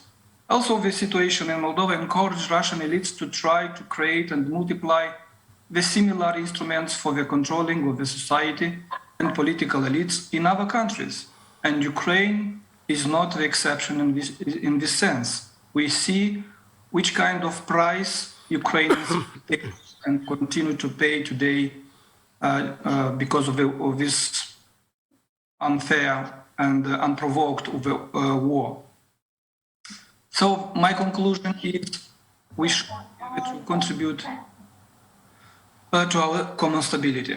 We need efficient communication between us. We need efficient collaboration between us. And we need to join the efforts for our advocacy activities. If we need and if we are real concerned for our common future and peace in our region, we should be together. Our platform, virtual conflict laboratory, can be a very good platform and instrument for these activities. And finally, my idea is regarding the efficiency of international organizations.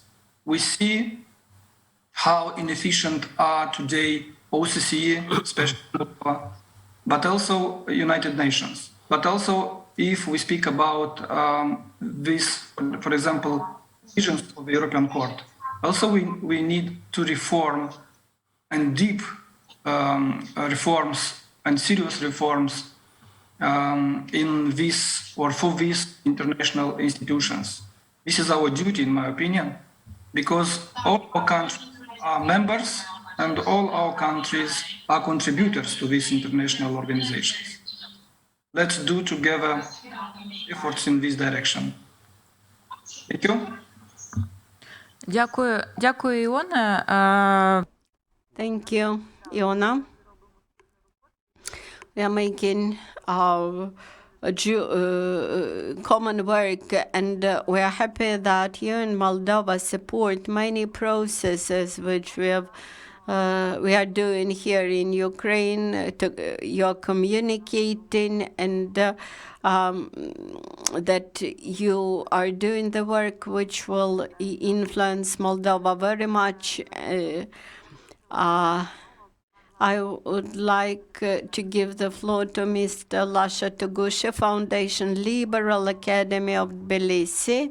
On September 27th, you will have a bigger event, but today I encourage you to express very concisely the main statements. So.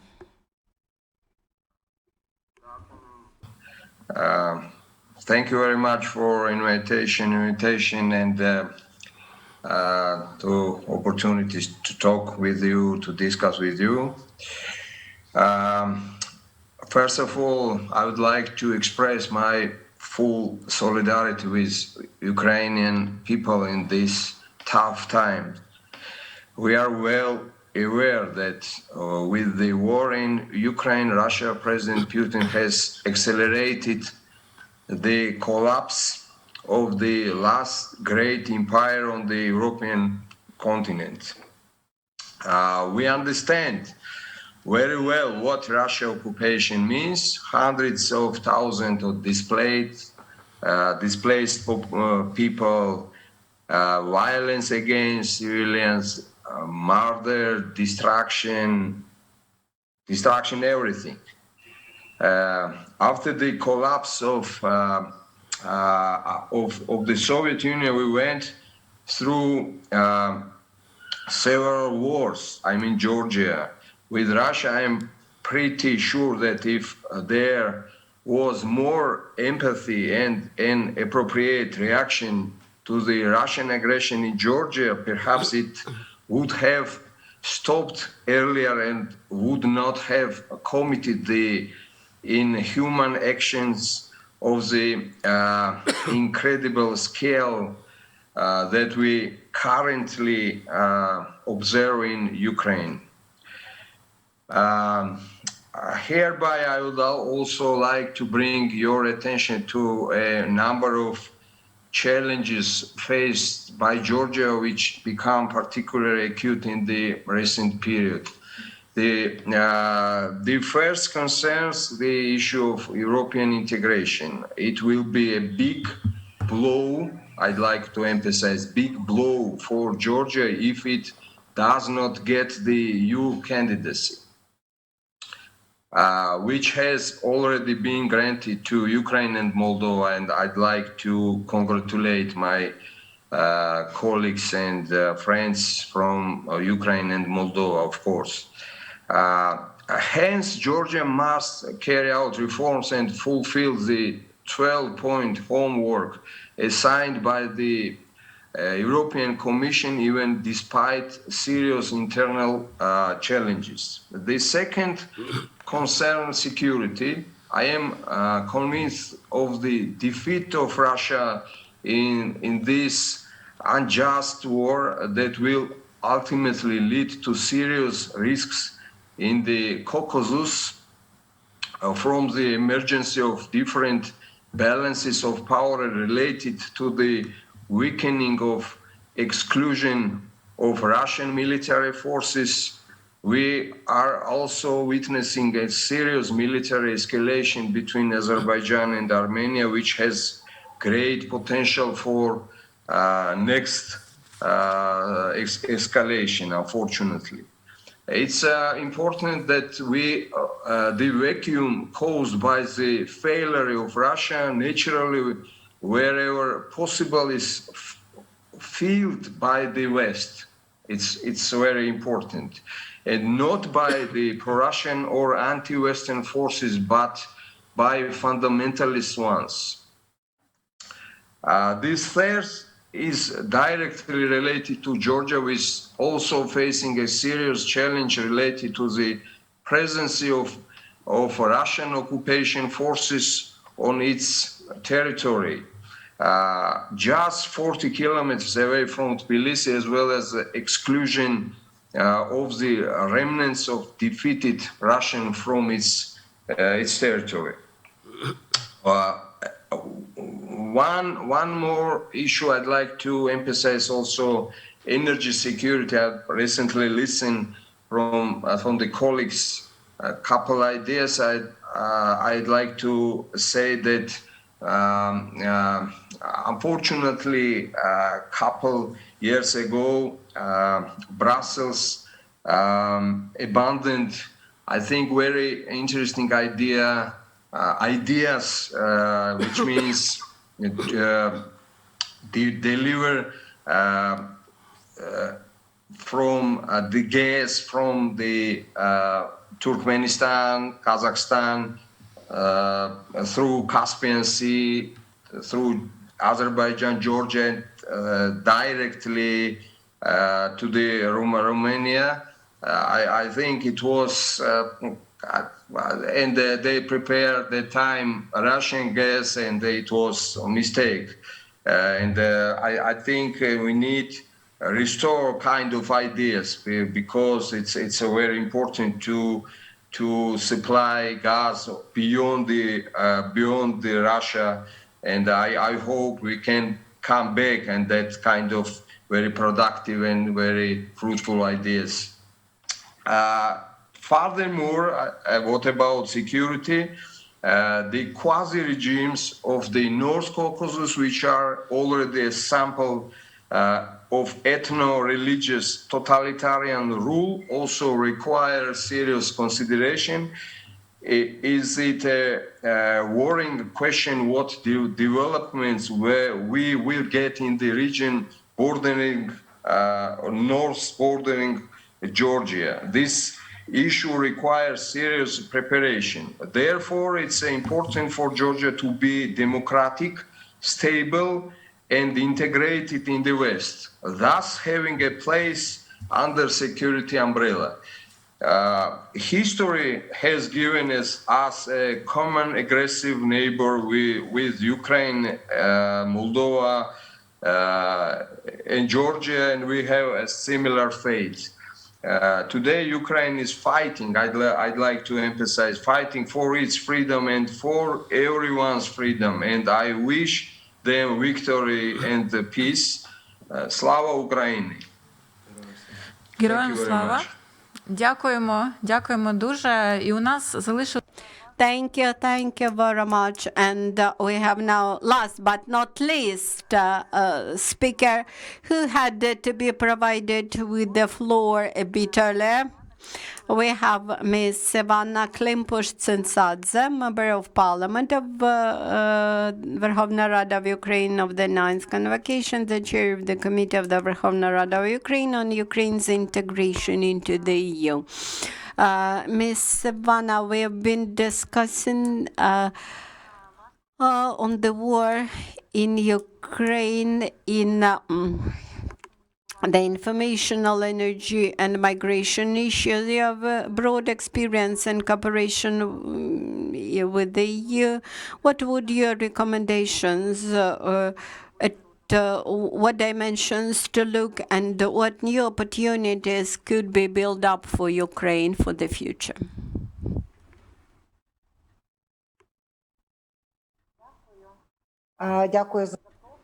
Thank you for the invitation. Thank you for this opportunity. I'm happy that you have this discussion, but it seems to me that the topic of your event is a bit excessively broad. It comprises a lot of different elements. In order to work on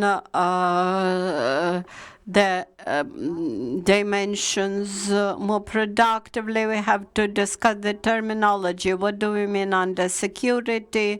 What region do we mean in terms of security? Whether Black Sea region, whether the European region, what countries are comprised to each region? And the dimensions of the security, the military, economic, migration, energy security, etc. Each dimension or element may require or may bring in multiple tools and solutions. But generally, I may say something which may contradict what was mentioned during this event. Having such neighbors as the Russian Federation, as today's regime in Belarus, we cannot be sure that the regional security tools are not sufficient to respond to the challenges imposed by these countries. Without Euro-Atlantic dimension in terms of security, and the European dimension of security, it will be possible for us to respond to the threats and challenges only in part, not in full. There are no doubts that upon the end of this barbarian war which Russian Federation is raging against the entire civilized world, and if the borders and the internal structure of Russia would not be changed, then in the nearest future we may expect to face the same challenges once again. In order to respond to these possible challenges, we should be able to apply stronger security formula or security guarantee formula than we have today. That's why I believe that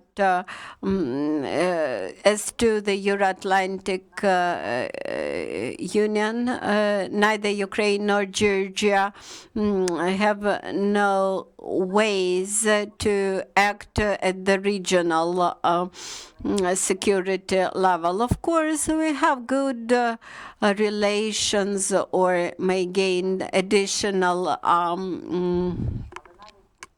guarantees from the regional countries. But if you look at the migration security, we clearly see that the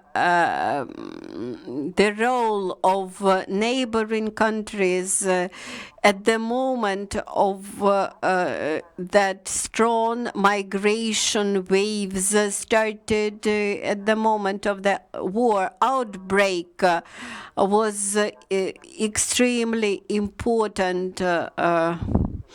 The first aid was provided to Ukrainian refugees by Moldova, Romania, Poland, all other countries around in Ukraine.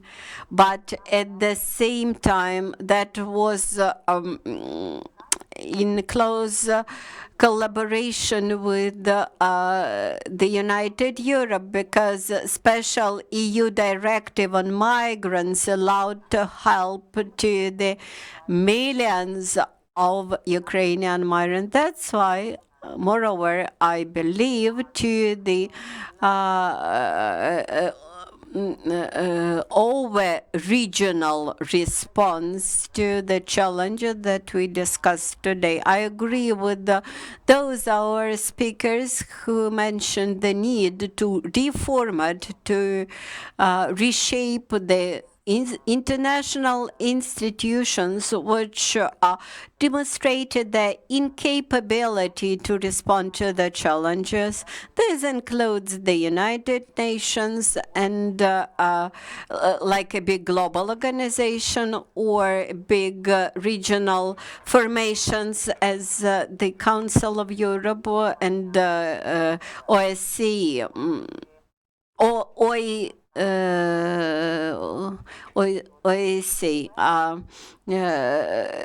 Violations of the regional security require over-regional response.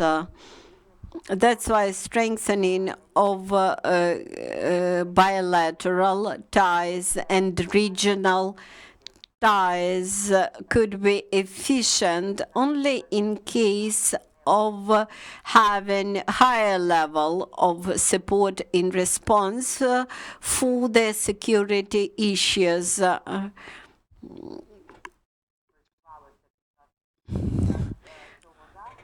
Maybe this slightly violates the approach which you applied during your today's discussion, but even the Black Sea security requires the Euro-Atlantic and the European structures to be involved, and it cannot be seen without involvement of these structures.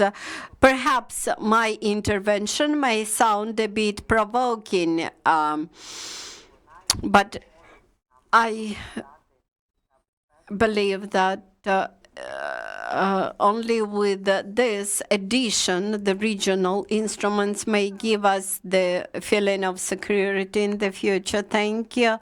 Thank you, Ivana. I don't think it was a provoking opinion, because actually this is what we have heard today from many speakers, and I'm very grateful that you emphasized this approach once again. For us, it was important to hear from the Parliament that we are on the same page with politicians and decision makers in this issue.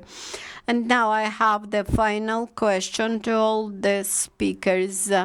Mr. Dolgov mentioned that we are today looking into the future. We want to see the future world, the future of this world.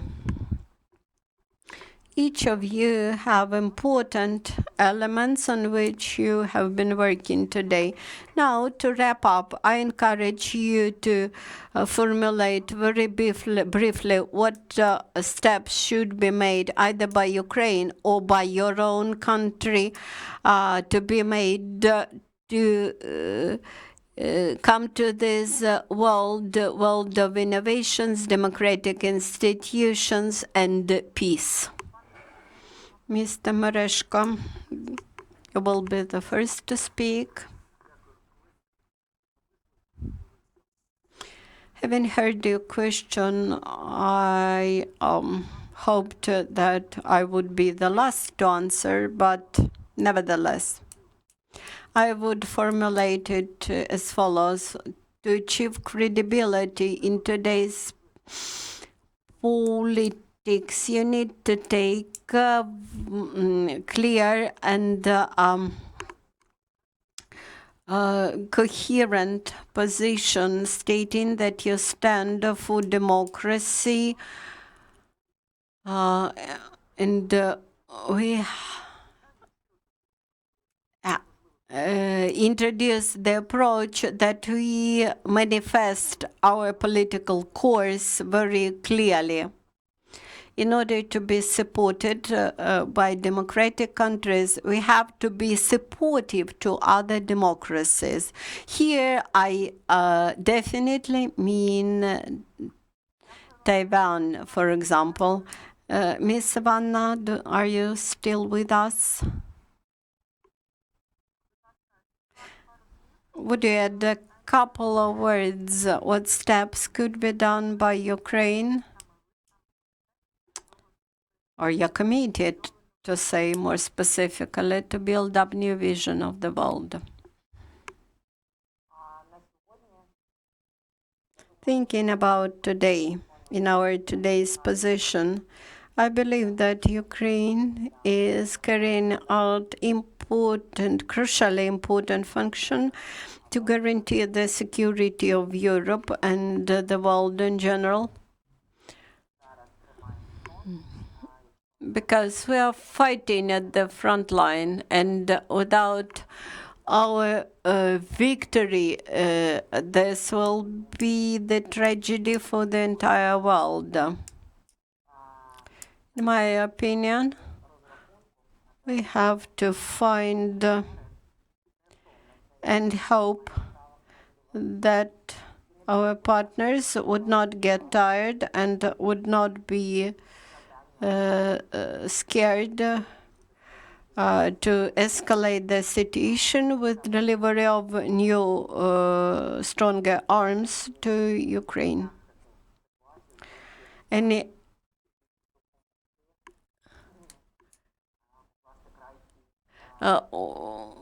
we have to put an end to this war. The question whether later, at further stages, Ukraine will be able to play a leading role. I think that we are approaching to this leading role, and actually it has gained the leading role, not in the region as of today, but in the world. There are colleagues who are ready.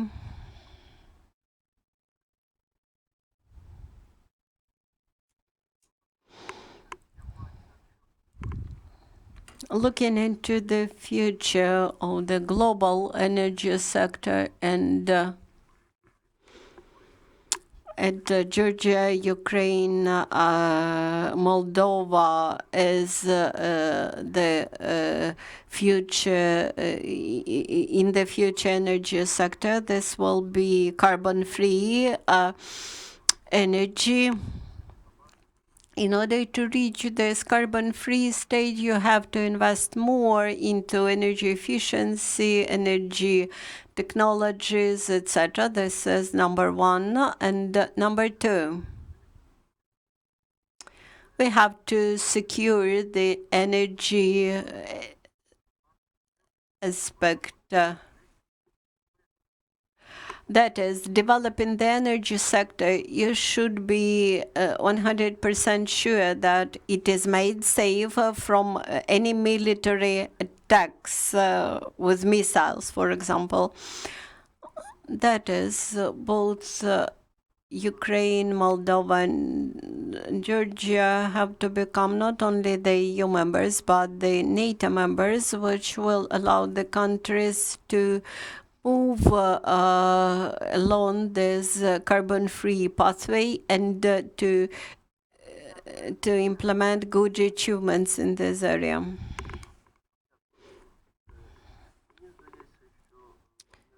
In my opinion, one of the main tasks today for Ukrainian diplomacy, for Ukrainian civil society and mass media is to work consistently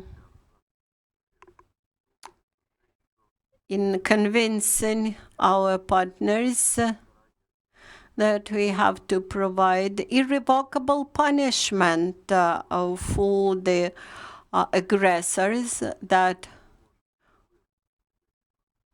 we have to forget about statement that the sanctions will be removed immediately when the peace deal is signed. And the third, we have to insist that compensations for the ruination committed by the aggressor should be paid on the account of the Russian property and money. And to the innovations, I would say that we all agree that Ukraine is fighting not only for itself, but for every one of us. So for now, it is the most important to support Ukraine in all the spheres where individually where we can. Next is to work for Georgia on its homework for EU integration and NATO integration. And when we say NATO integration, Mr. Ambassador also talked about the values, and these are the same values for which the Ukraine is fighting right now, for which Georgia has been contributing a lot of years in NATO operations. So these are not only that our countries want Article 5 and want to be under the umbrella. Yes, we are doing a lot for this as well. So after this, then will come the innovation and stability. Thank you. Дякую дуже. Пане Марко Шевченко, пане посол, чи є ви з нами ще на зв'язку, чи можна від вас почути відповідь? Mr. Shevchenko, you have 1 minute. I would like to add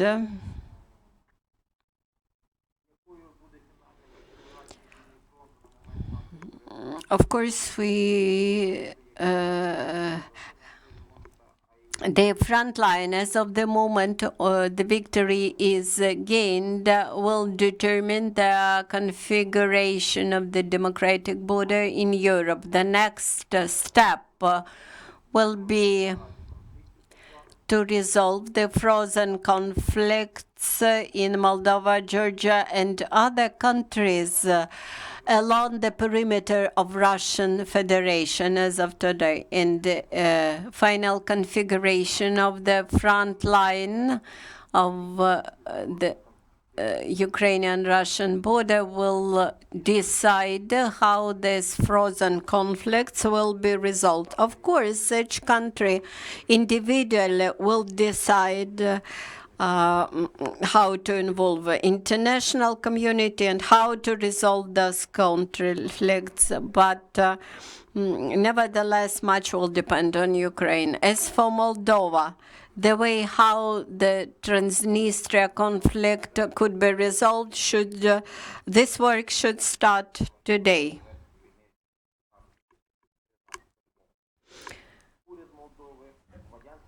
When Ukraine gains victory, the Moldavian government and Moldavian civil society should, by that moment of Ukrainian victory, Moldavian society should have the clear plan what to do after defeat of the Russian Federation. Because it's quite predictable that upon Ukrainian victory, very soon the pro-revenge forces may arise in Russia, and that's why a period immediately after Ukrainian victory should be used to resolve the Transnistria frozen conflict. Of course, today, Moldovan government is mostly preoccupied how to survive through the war, through the winter.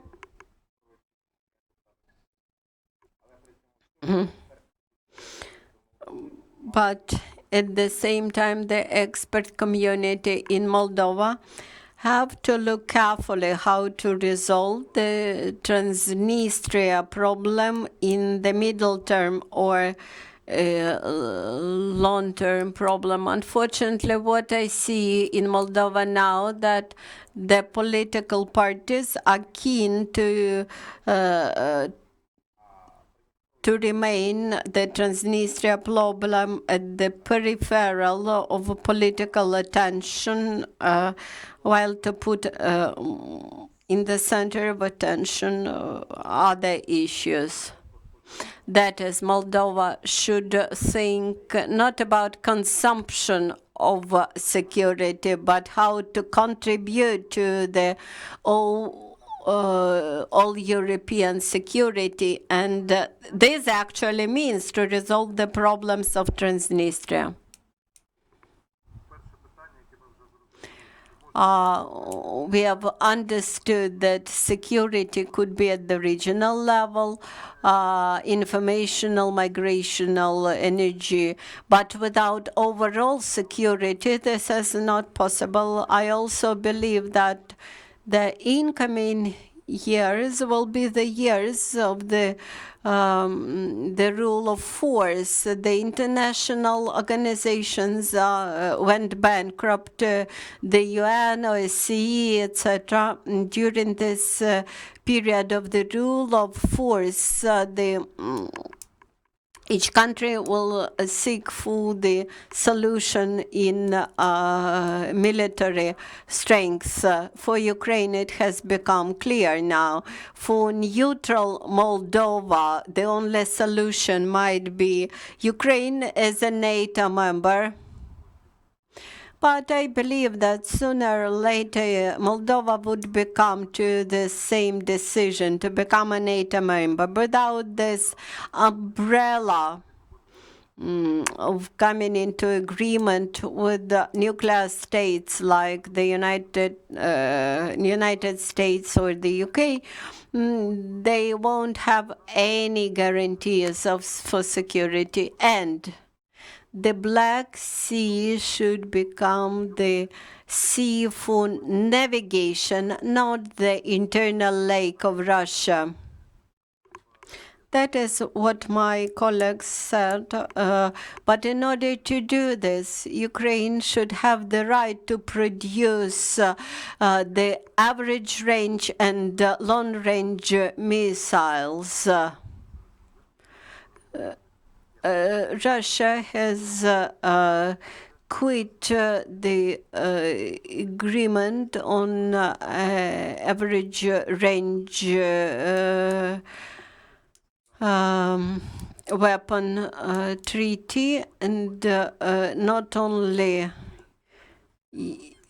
this is about not only European countries. I would like to see new China, which will stand for the fair values in political area.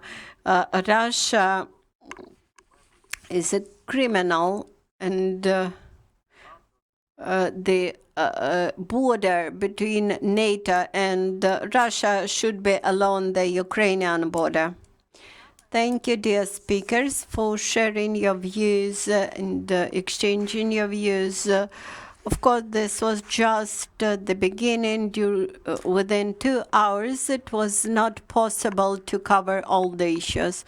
On behalf of the civil society, I pledge to continue this discussion, and when we communicate and outreach to the broad public, we use the terminology used by the Ministry of Foreign Affairs, and for us this is a way to contribute to the Ukrainian victory. I'm grateful to UCMC for this platform, and I hope for